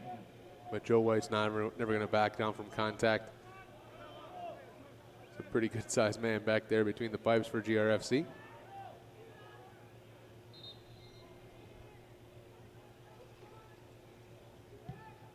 And White sort of smashes this upfield, looking for O'Riordan. Little flicked on. Intended for Whalen, not able to find it. Good spacing by Vanderlaan in there. Now McCarron, tight pressure. Heavy touch, Connerty. Ooh, low head there by Ben Thornton, and Thornton just shoves Bickett out of the way too. Oh, and Thornton comes in late in there. GRFC handbags at 20 paces in there. Somebody's going to get their marching orders in here, and I would say it's probably going to be Ben Thornton as he sort of smashed in there. But there could be more things happening here as all the officials are on the field except for the fourth who's in front of the bench. But there's a player for GRFC down. It might be O'Riordan. Whalen's all fired up. But Ben Thornton just picked up that yellow card 2 seconds ago, and he's the one that sort of came in. Happens here, but this is one of those pivotal moments in the game as O'Riordan's the one on the ground. As he came in there to defend some players, they got clipped. Granted, I think it is going to restart with an offside. Over on the near side of this field, referees are going to talk about it. Center official and the AR1. are going to talk about it and make a decision that they feel is probably the best idea in here. But this is a pivotal moment. In the 51st minute of this game, the referee is going to have to do something to make something happen here. And this could be a changing game. You could leave the players on, which I don't foresee that happening. I think there are going to be a couple cards here, maybe more than a couple. We'll see how things go. But the AR1 and the center official are talking pretty intently as the training staff tends to Dara O'Riordan, who's on the ground right now. And now Dara sits up, which is a great thing to see in there. And now he's going to sort of walk off the bench. But O'Riordan got clipped pretty good in the side of the head. But there's already a scrum in that mix, too.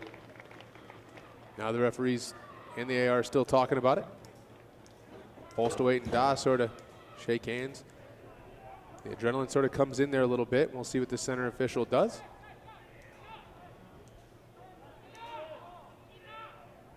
AR1's telling the bench here for GRFC to stop it. Looks like the yellow card is going to be issued, and it's going to be the red. So second yellow in quick succession for Ben Thornton, and he's going to pack his bags and go away.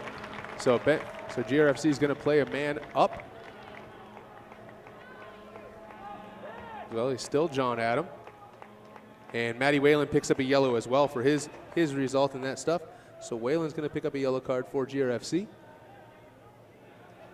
I'm going to make sure the difference out. I'm not sure realistically with the MPSL rules what the difference is with a soft red or not, because it is a soft red. It is 2 yellows make a red, and Thornton's walking off the field here. And coming into the game is probably going to be Abdou Samake, Canadian, plays his soccer at University of Michigan. Caution issued to GRFC number 9, Matty Whelan. This booking occurs in the 53rd minute. Yellow card caution to GRFC number 9, Matty Whelan in the 53rd minute. Yellow card caution issued to Ann Arbor number 20, Benjamin Thornton. That is his second yellow and thus has been sent off.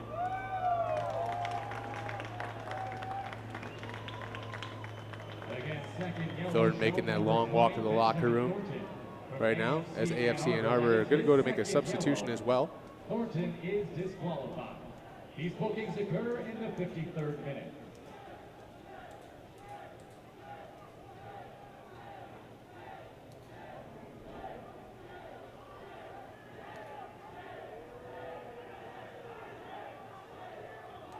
Grand Army making sure Thornton can hear their name as well.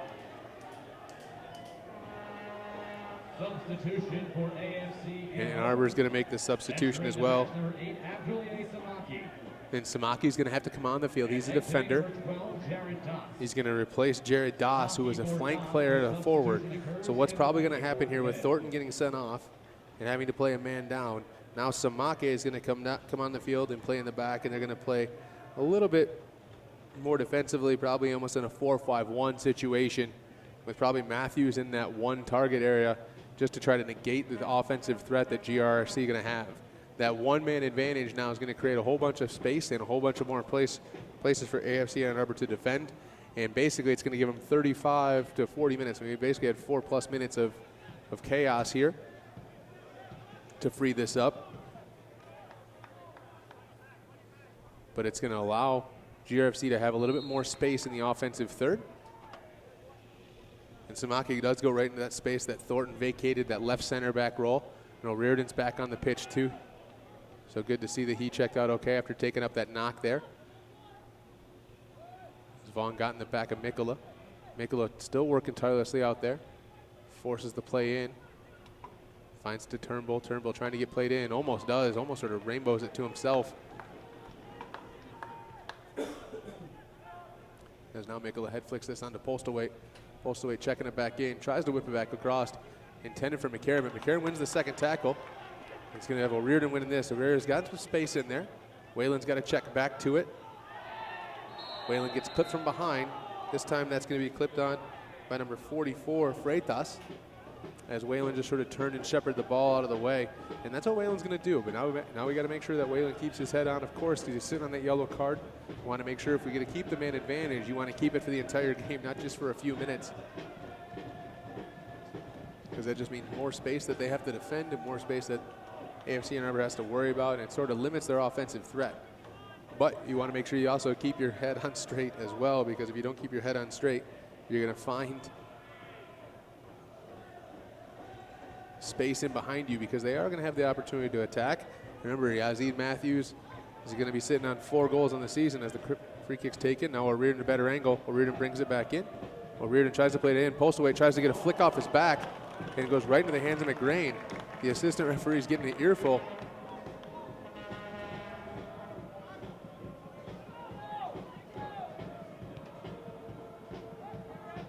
From Turnbull, but I think he was onside on that run. I think he timed it really well. Swike goes over the top, intended for Whalen. So Whalen versus Freitas, little header from Whalen, trying to keep it in. Tries to find the far post. Nobody's in there joining the party yet. And a missed opportunity by Turnbull, finds the feet of Mikkola. Mikkola 1v1, little snap move in there.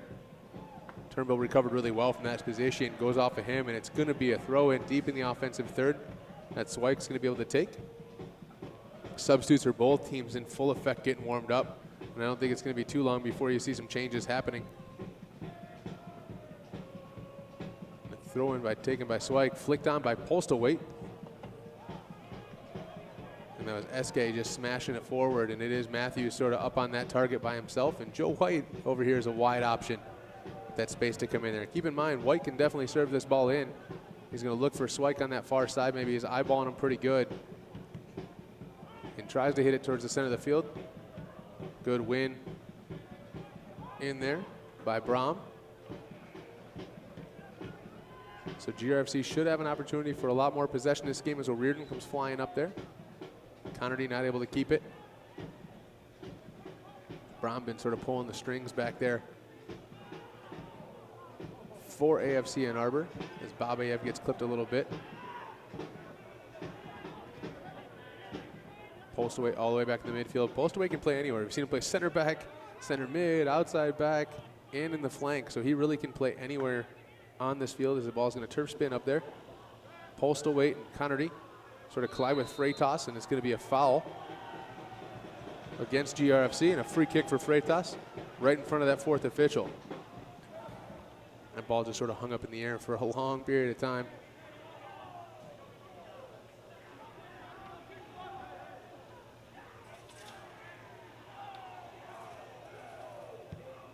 Freitas long ball over the top, nobody up there, and it's going to find its way all the way back to Joe White inside the 18. And White's just going to probably put this back down without any pressure. Now Matthews sort of jogs over to him and plays through Vanderlaan. So what you've seen a little bit with those 2 players in the back, now you've seen Bickett and McCarron both go up a little bit more into that space. So that gap's opened up for Matthews maybe to occupy the center backs as well. Into Whalen, Whalen's chest, into O'Riordan, into McCarron, sorry. That is O'Riordan, I apologize.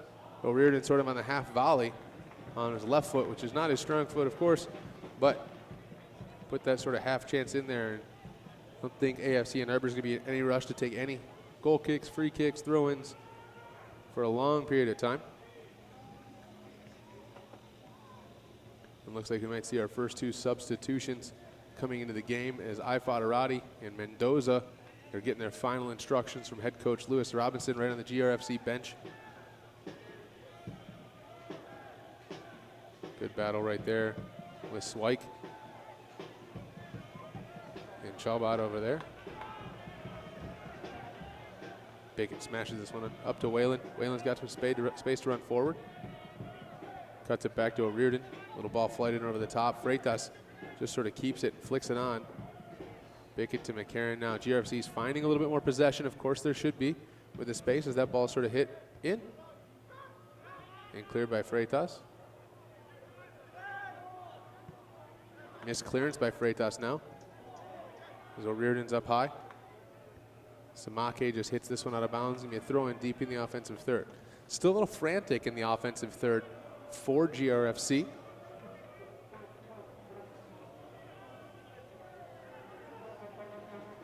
But they are getting some opportunities and some changes.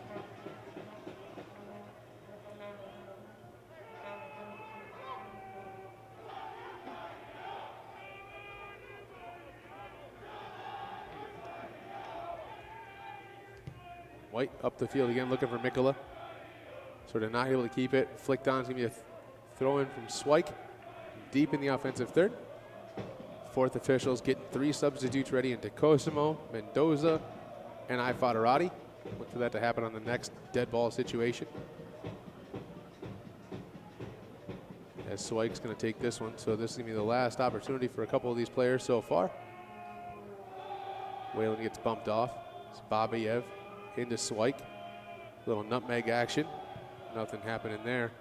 The ball just cleared up the field, but Joe White, who's now playing a keeper sweeper, is going to bring that ball on the dribble and actually just play it out to Vanderlaan now. But Vanderlaan, tons of space. You can see it basically almost like a 4-4-1. That ball hit by Vanderlaan. Matthews sort of turns him out of the way. Here's an opportunity. This is what we talked about earlier. A little odd man rush in there as Chalbot's trying to keep it. Try to play in brother. This is Chalbot on the far side. Intended for Matthews, hit over the top. But that's the situations. When we're careless about those opportunities, those counters are going to come because those two defensive center midfielders aren't going to be there anymore. They're going to be up the field a little bit more space and a little bit more attacking presence. So here's your changes coming in. It looks like Mikkola, McCarron, and Bickett all coming off. Mikkola's a little frustrated with his performance today. So Mikkola, McCarron, and Bickett off.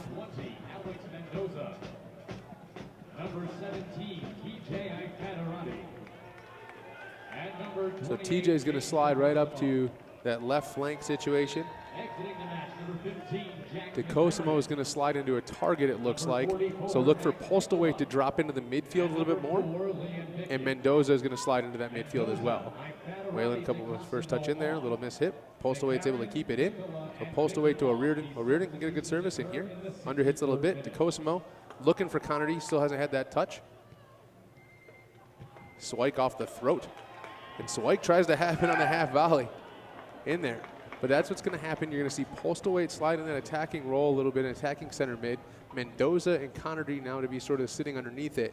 So in replacing those two center mids, especially the two holding midfielders for GRFC, it's going to create some more space and cohesion. But that also means there should be a higher level of energy in that situation as well. So DeCosimo.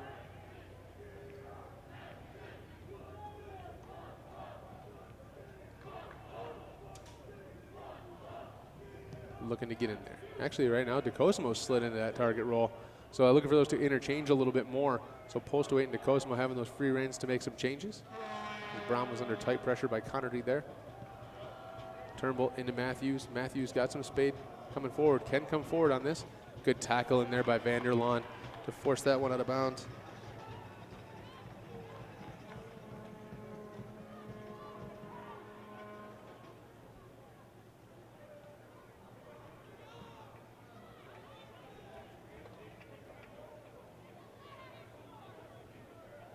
Long throw looking for Matthews. Babayev put himself physically in the mix of it. Matthews able to bring it down, though, and keep possession for AFC Ann Arbor. A couple little nifty foot skills and foot moves, little foot rolls until he falls over, but flicks it off of Vanderlaan, and it is going to be a throw in for AFC Ann Arbor.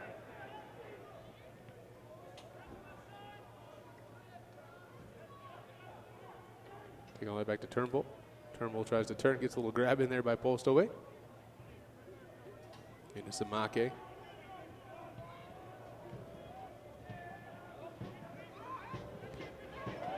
Connerty picks his pocket. Ifadarati on the far side. Overhit by Connerty, but TJ's going to run this one down as much as he can. And not going to be able to get on the end of it. And that's the adrenaline going there too much for Connerty in there as TJ was in as they pick the pocket of Samake in there, but nothing comes from it. Missed opportunity chance for sure.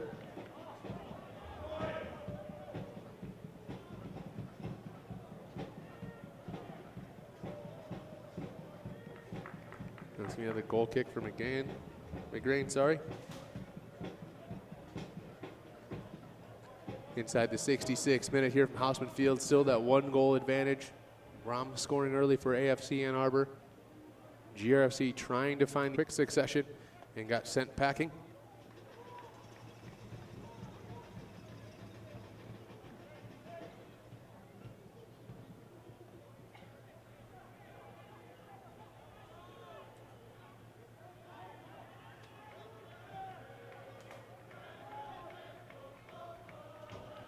Babayev reads this one. Ifadarati now sitting back deep. Connerty tries to turn, does play it into it. And Mendoza missed pass there. Connerty thought about going hard into stuff. And that's going to be a dangerous play situation in there, so it's going to be an indirect free kick as they just sort of jumped into each other, and it's just a dangerous threat.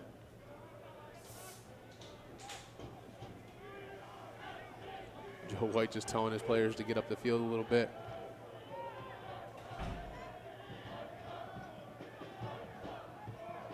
And he takes it short. Well, not really short. Still about a 40-yard ball into the feet of Vanderlaan. Vanderlaan over here to Reardon now. And the movement up top's got to be a little bit stronger for GRFC. Looking for Ifadarati. Brom's going to win that one and clear it. This is Matthews all the way back. Matthews sort of cuts that in there. Connerty gets somewhat of a tackle, but he goes 1v3 against GRFC and is able to keep the ball.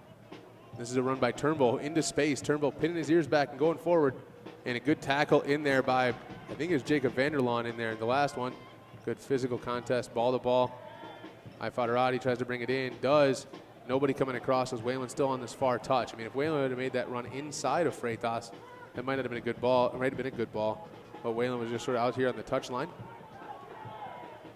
And realistically, you got basically one more sort of offensive change to make. And Calabrese can play sort of in the back in the midfield a little bit.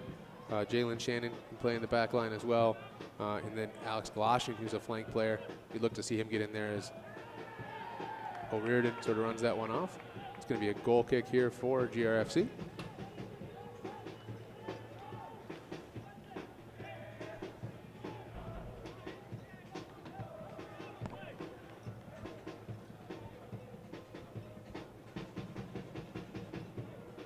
Joe White doesn't need a ball boy. He'll go get that himself. Plays it up to Babayev on that far side. And now into Mendoza, who's basically still getting his first couple touches in this game. As Swike just hammers this up into Ifadarati. Ifadarati is able to keep it. Brom out to possess him. Into the body. Postal weight.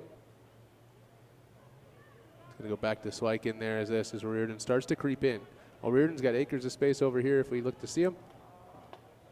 Mendoza decides to bring it back through Vanderlaan. O'Riordan just decides rather than the service to bring that one in. And the missed opportunity, losing it there is Mendoza, but Vanderlaan's able to keep it. And we switch all the way back to Babayev. Good ball from O'Riordan to keep it in there. Now can we switch the point of attack with speed and pace and go forward? You can switch it back as much as possible. It doesn't do anything. O'Riordan sort of misread that one a little bit, but good look from Babayev to get O'Riordan in. But if they're going to switch the point of attack, you have to go forward and attack. And they switched it and then just went laterally with it and allows AFC and Arbor to shift and slide across.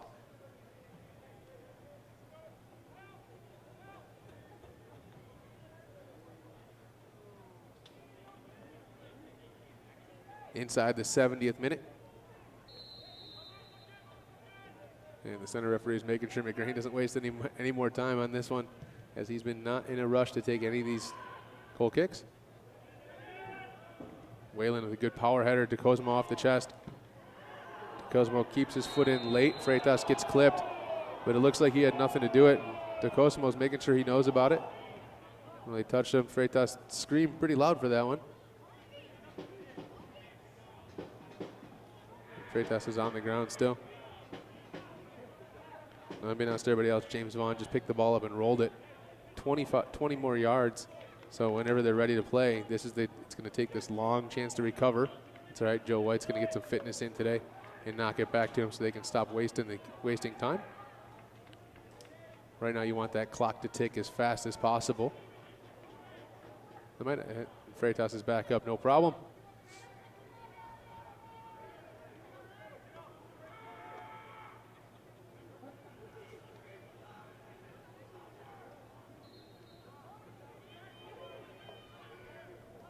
And Brom hits this one over the field, intended for Eske. Haven't said his name in a while since that back line changed. Joe White will put this one up the field a little bit.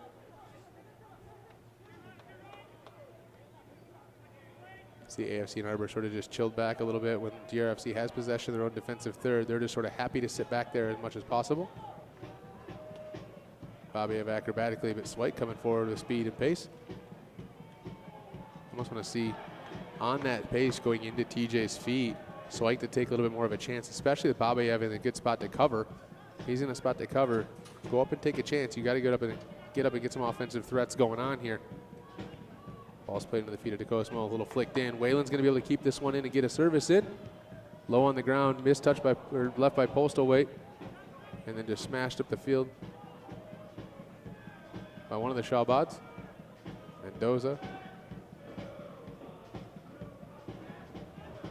Postal Weight starting to get a little bit more active. And Postal Weight is offside. He flirted with that line a little bit on the back line, and he is offside. Another change for GRFC coming here. And some fresh legs coming on. So it looks like Eric Connerty's day is over. I would say night, but it's still 4:36 p.m. So Connerty's off. And exiting number 8, Eric For Connerty. 23, Alex Galoshin is going to check in. Galoshin for Connerty. This substitution occurs in the 72nd minute. He's going to get about 20 minutes or so left in this game to put his stamp on it, put his mark on it.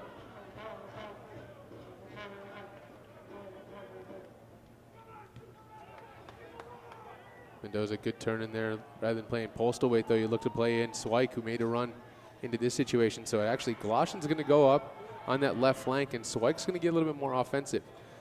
Swike, from my knowledge, is a midfielder generally at the University of Michigan. So he's going to go into this space, and this is definitely an offensive show of your hands by GRFC. Yeah, O'Riordan and Swike both play generally in the midfield, as Whalen's trying to get sprung here. Freitas coming out there. Whalen steps over, not able to keep it, as Whalen just sort of misread that one.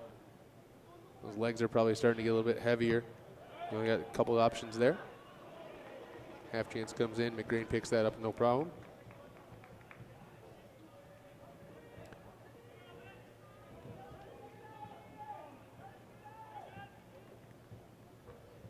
Far side of the field, you can see the GRFC women's team starting to move a little bit, walking across together. Ifadarati under hit pass intended for Galoshin. TJ's speed and work ethic make good things happen. He just hasn't found the back of the net very often this year, but he has created a ton of chances. Just isn't really efficient in finishing those chances. This would be a great time for him to get on the score sheet and help out GRFC. There's a big long ball Vanderlaan for Galoshin getting up the attack. Galoshin sort of loses his footing. Still fresh legged. And runs back and forth. And this looks like SK. SK with speed coming forward. We've seen this once already. Joe White, big save in there to keep this a one-goal game. But Joe White took up a lot of space. Swike and Shalbad going in there. It's going to be a foul. AR says foul for GRFC. Center official says foul for AFC and Arbor. And the center official changes their mind. But I tell you what, when SK comes forward, he's got tons of speed to get in there. Just not able to do so. I think this might be a water break situation here in the 75th minute. So 15 minutes or so left in this game. And I think head coach Lewis Robinson and the GRFC coaching staff are going to make the best of this opportunity they can to make sure all these players do everything they possibly can to get one in the back of the net here in this second little late second half. Time to announce our Spectrum Health raffle winner this afternoon. Congratulations to Fran Smith. Again, Fran Smith, the winner of our Spectrum Everybody's Health trying to get some jersey hydration in here raffle. for sure. Please head on over to the Spectrum Health tent and the merchandise tent to get set up to claim your prize. Again, congratulations to Fran Smith. And thank you to Eric everybody Connerty getting some ice on that ankle. in our I think one of the Spectrum knocks he Health picked up. jersey raffle this Actually looks like afternoon. right ankle, left knee. Everything trying to cool down here as fast as possible. The women's game to follow. I believe the kickoff for that game is 5:30. Big game later on tonight, 8 p.m. the World Cup.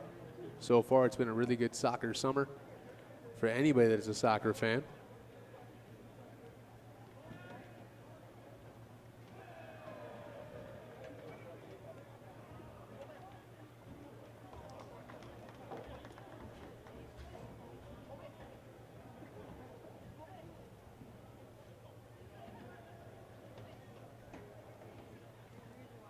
Still two options on the bench for GRFC. And Franco Calabresi and Jalen Shannon.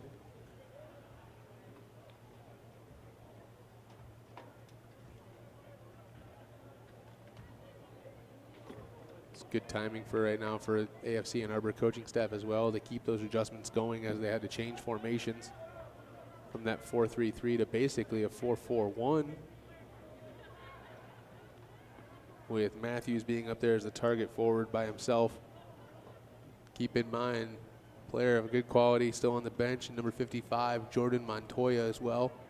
Got youth minutes at both the Canadian and Jamaican youth levels in the national team. And did score on GRFC last year. So it could be a good opportunity for them to come forward as well and try to sneak this back out. But you can see the speed that SK offers. So it's got to be a constant worry, especially as O'Riordan starts to sneak more and more up the pitch. And this is restarted the indirect free kick from Joe White. Driven way up the field, Matty Whalen trying to post up. Unable to do so. Now it's Tecosimo to post up. And that ball is just straight up in the air. Swike trying to judge it, does, but just goes right into the hands of McGrain, and McGrain front smothers for little to no reason, other than the fact it looks good and takes time.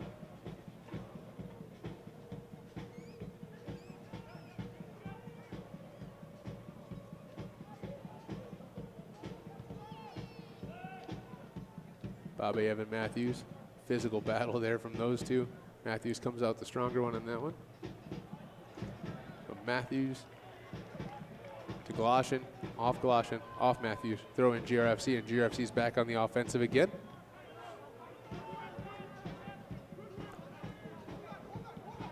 Whalen tried to chip the ball over to hit Ifadarati. It was deflected off by Freitas.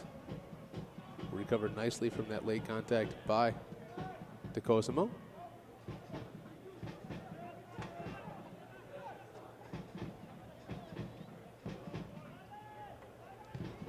Joe White looking for postal weight.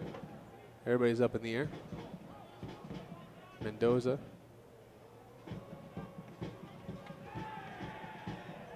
Mendoza got tripped after the play a little bit. Back heel situation. He's deflected out. It's going to be a yellow card situation for number 16, James Vaughn, by Austin Swike. Arbor, number 16, James Vaughn. Booking occurs in the 79th minute. Yellow card caution issued to AFC and Arbor, number 16, James Vaughn. The booking occurs in the 79th minute. Long throw taken by Swike over the head of Tecosimo.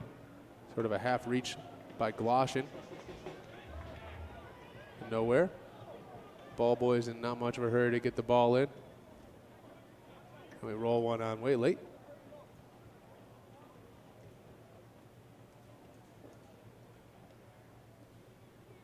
And we're still ticking, 80th minute here. Guaranteed probably 3 minutes or so. Actually, probably more than that. So we had the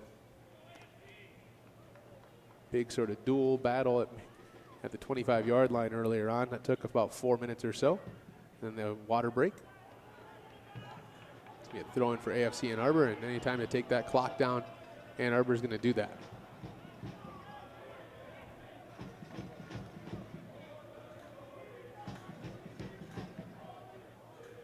Eric Rudlin calling some subs over for AFC Ann Arbor.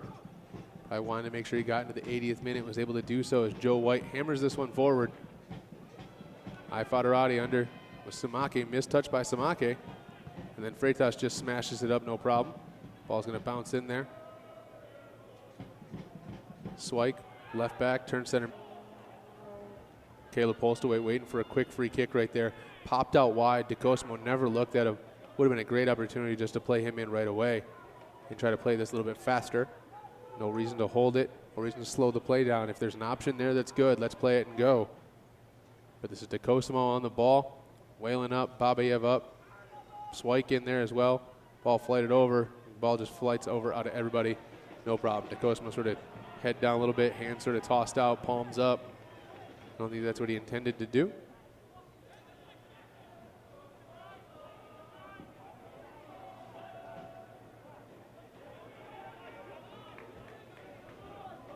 Green taking his time again. Every one of these takes off precious time. Center officials had enough. McCrane gets a yellow for time wasting. McCrane sitting on a yellow now too. To his credit, he's been doing that the whole time. So really can't judge too much on it, but he is He did take some precious seconds off the clock as we're now in the 82nd. So probably about 13 minutes or so, including stoppage time. Yellow card caution issued to AFC Ann Arbor, number 34, Ian McGrain. This booking occurs in the 82nd minute. Yellow card caution issued to AFC Ann Arbor, number 34, Ian McGrain. This booking occurs in the 82nd minute. Bobby with the big header there over to Cosimo, but it's going to find the feet of Postlewaite, who's now on that left flank. Postlewaite looking to go over to Matty Whalen. Freitas sort of reads that one right. SK back defending where he's had to for most of the time as Postlewaite gets tripped and clipped. Referee brings it back. And almost every chance in here is going to be probably a clip foul all the time. DeCosimo might get another shot at this one as Swyke walks over as well. It's almost in the exact same spot you were a second ago. So DeCosimo should have a pretty good foot on this one.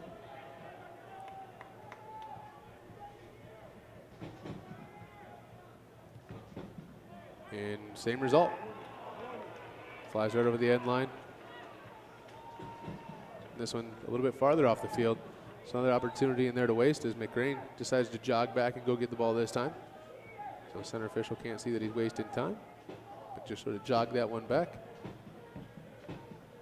So as it sits right now, with this result happening, GRFC remain at 22. AFC and Arbor would jump to 24 points with the win today.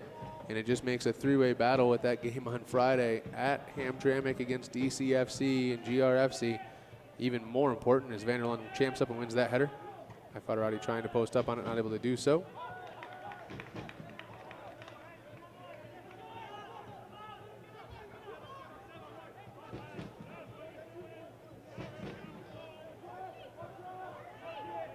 It's a good play by SK to try to drive up there just so they couldn't take that one quick.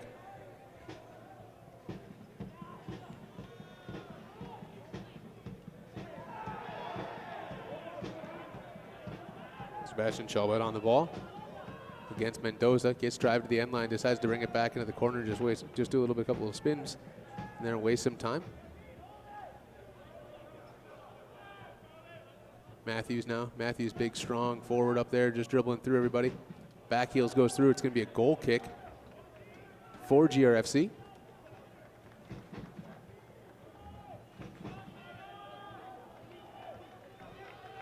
'85th minute, 5 minutes left in regulation before we add the extra time. Stoppage time, sorry, not extra time, stoppage time. There's definitely gonna be some of that. Hydration break. Ball gets into Whalen, Whalen will heel flick. Trying to look for Ifadarati, not able to keep it. Whalen battle in there, Freitas puts himself in. He gets fouled by Matty Whalen. Matty Whalen sitting on the yellow card. Gotta keep his head here. AFC and Arbor bench up, screaming pretty hard. Matthews making sure he goes to the official too, and James Vaughn just shoves him out of the way.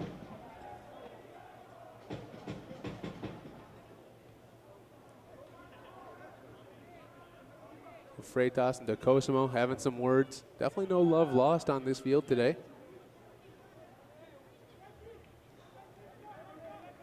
But all those little chances take away time.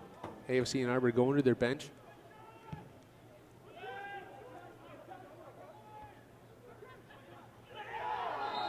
As DeCosimo picks up that foul there on Charbot. There's a substitution here for AFC Ann Arbor.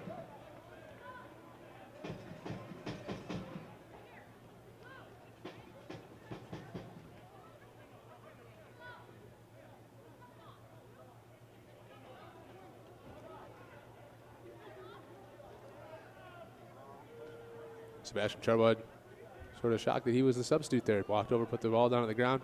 Now he comes in.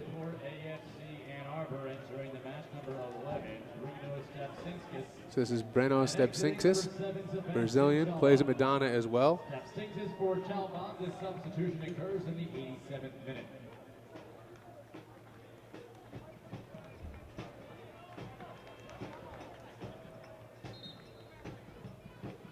He slides right into that midfield spot. Ball's intended for Matthews. He's able to keep that in play. Swyke comes running through, tries to flick it up, nobody there. And Freitas just smashes that ball up the field. Bobby, a big power header in there looking for DeCosimo. DeCosimo posts up a little bit, gets grabbed in. Whalen comes into the dribble, and Whalen couldn't go into that tackle. Because if he would have gone in that tackle against Vaughn, that would have probably been a yellow for sure. There's O'Riordan, little flick. Noya on the sideline just helping in there. As Swike's going to take this one. Long throw by Austin Swike.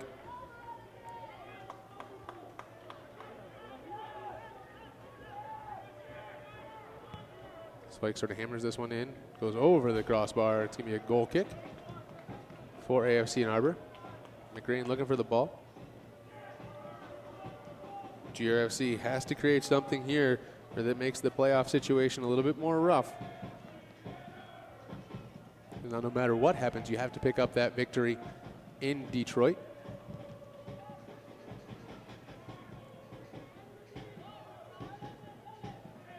GRFC can come out of here with a draw at the very least. Points are better than nothing right now. Without any points or anything like that, makes those games really tough, as there's going to be only 2 games after this remaining. 14 games played in the league, home and away with everybody. This is game 11. With game 12 being at Hamtramck against DCFC. There's never any love lost in there. You've yet to make the venture over to Hamtramck to watch this game, but Friday night may be the first time that I take that car ride across 96 over there as the ball's hit up, looking for DeCosimo. Misses everybody. And it's going to be a goal kick here, as Swike was petitioning for a corner.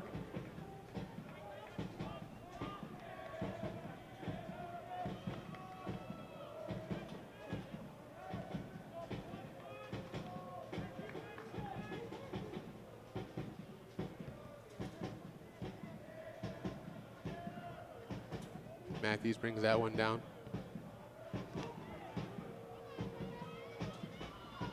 Gloshin over there. Matthews just doing a great job technically keeping the ball and then playing it so Bobby have had to flick it out of bounds. A great job to soak up even more time as we're in the 90th minute here with stoppage time coming. And I'm hearing a minimum of 5 minutes of stoppage time. So still time for GRFC to sneak one in here and get a point. You definitely take a draw at this point. I mean, a victory sounded really good, but a draw at this is anything better than 0 points. 1 point's better than that. As AFC and Arbor just keeping the ball down the offensive third. Little ball played back to Joe White. Joe White just smashes that upfield. Brom wins that. Little missed touch in there by Bobby trying to catch out Joe White. A decent chance by Matthews there. I mean, sneak out there. Sort of Joe White sort of running around a little bit with his head cut off. And Matthews just turns and hits it anywhere on frame, and that would have been a little bit scary. For sure, Joe White just coming on the dribble. Now 50 yards away from his own goal. And that 5 minutes of stoppage time is confirmed, so a minimum of 5 more minutes of play.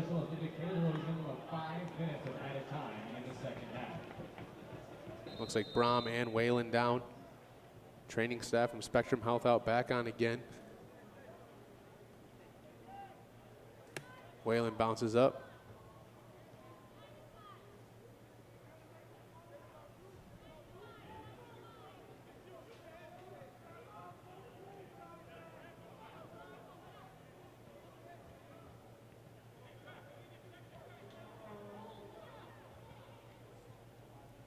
The center referee, even though Whalen got up fairly quickly, he's going to walk off to the side with the field too.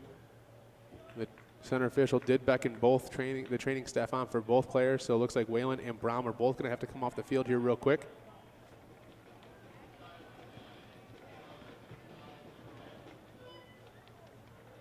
AFC and Arbor substitution, entering the match number 55. And Matthews comes off, and 55 Jordan Montoya comes on in the stoppage time. This only is going to add more stoppage time to it. So there's a minimum stoppage time. The referee can add any minutes that they want to during the course of play. So it looks like there's still going to be probably 3 to 4, maybe still 5 minutes from now for GRFC to get this chance. Center official beckons on Brom and Whalen. They both get back on the field. As Montoya clips.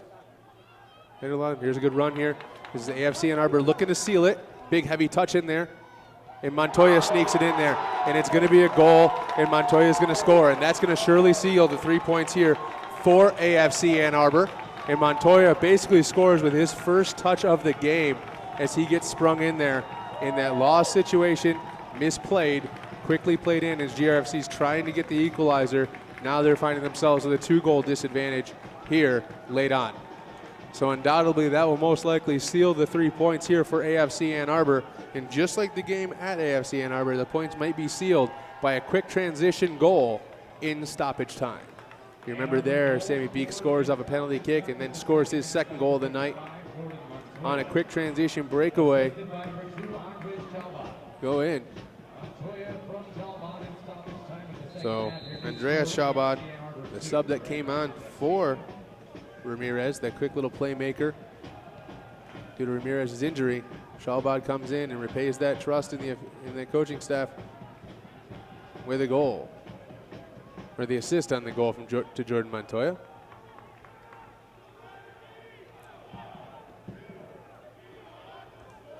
Vanderlaan up on his feet. Joe White at midfield playing almost like a arena goalkeeper. Sliding off the side as Whalen takes a touch in there. Freitas sort of puts himself in between Whalen. In this, Whalen and Freitas, no love lost there. And Freitas puts himself in, keeps his body in there, and it's going to be a goal kick for McGrain.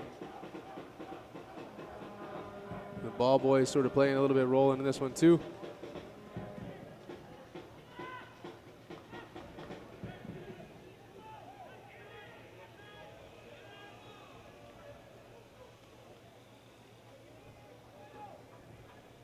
By my clock, I got about a minute and a half of the first 5, depending on how much the officials added for the goal celebrations and other stuff, as the Babayev wins that one. Montoya just gets a flick to it. So Montoya, the deal breaker again. Montoya scores last year against GRFC and does it again this year. Postlethwaite, a little flick, looking for the Cosmo, not able to keep it, but is going to find Postlethwaite again and tries to play an Ifadarati, but Samake sits in the right spot, wins that header out right away. And AFC and Arbor just looking to keep the ball a little bit, maybe catch another quick transition one as Montoya gets played in again. Babayev runs in, and Montoya just shepherds it out for a throw-in there. Babayev's better option might be playing Joe White on the drop pass to him and let him clear rather than trying to turn that, because Montoya comes in with fresh legs and he's ready to go, and now he's all amped up, especially after that goal.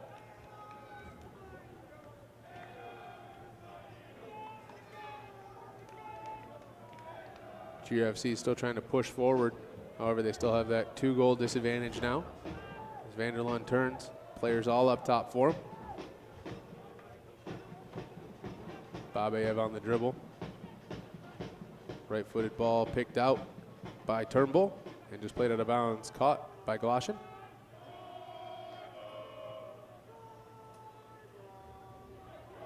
Now you just want sort of a goal or a good quality chance here, because realistically GRFC hasn't been good enough offensively at all, as O'Riordan's going to pick this one up and get a service in there. Good tackle in there. Referee's not going to their pocket on this one, and Matty Whalen picks up a foul again. And AFC and Arbor looking to come back. GRFC hasn't done anything really in that attacking offensive third as the ball's played long. Gloshin just turns and hammers it up the field. Sort of blind as it wins by Turnbull. Turnbull straight out of bounds. I would say that's about all she wrote here from Houseman Field. Both players' feet super high in there.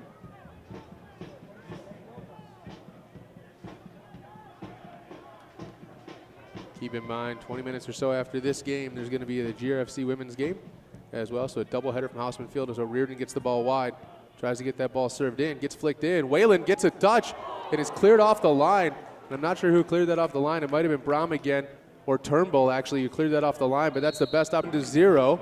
They suffer a sort of revenge loss against AFC Ann Arbor. GRFC traveled to Ann Arbor a couple weeks ago, came out of there with a 2-0 victory, and then come here today and give up the goals basically in the first few minutes of the first half and the last few of the second half. First goal coming off the foot of Matt Braum, the center back up on the corner, finishing that. Second goal today from Jordan Montoya, sort of the super sub with his first touch of the game. And realistically, that quality chance that you saw at the end off the head flick for GRFC might have been the biggest offensive chance they had on the night or on the day for that stuff going on. So offensive woes got to get fixed here. But after this right now, barring the DCFC Toledo game, which we would assume that DCFC would win that one, and if they do, they're going to be sitting on 26 points. GRFC stays at 22, and AFC Ann Arbor jumps up there with 24. So 26 points basically if DCFC beats Toledo tonight. Sorry, not Toledo Villa, who's the bottom team in the league, not FC Indiana, sorry. We'd assume that they get that victory over Toledo Villa. So 26 points for DCFC after tonight if they get that victory. AFC leapfrogs GRFC with 24, GRFC at 22. That game on Friday becomes more and more and more important by the second. So if you're staying around here at Hausman Field, you're thinking about making a venture out for the women's game, please do so. If you're not, make sure you stay hydrated, stay cool, enjoy the air conditioning, enjoy the rest of your Michigan summer. We'll be back at it next time here from Hausman Field on behalf of GRFC and the MPSL. My name is Justin Harnden. Have a great day, folks, and enjoy your 4th weekend and your July 4th this week.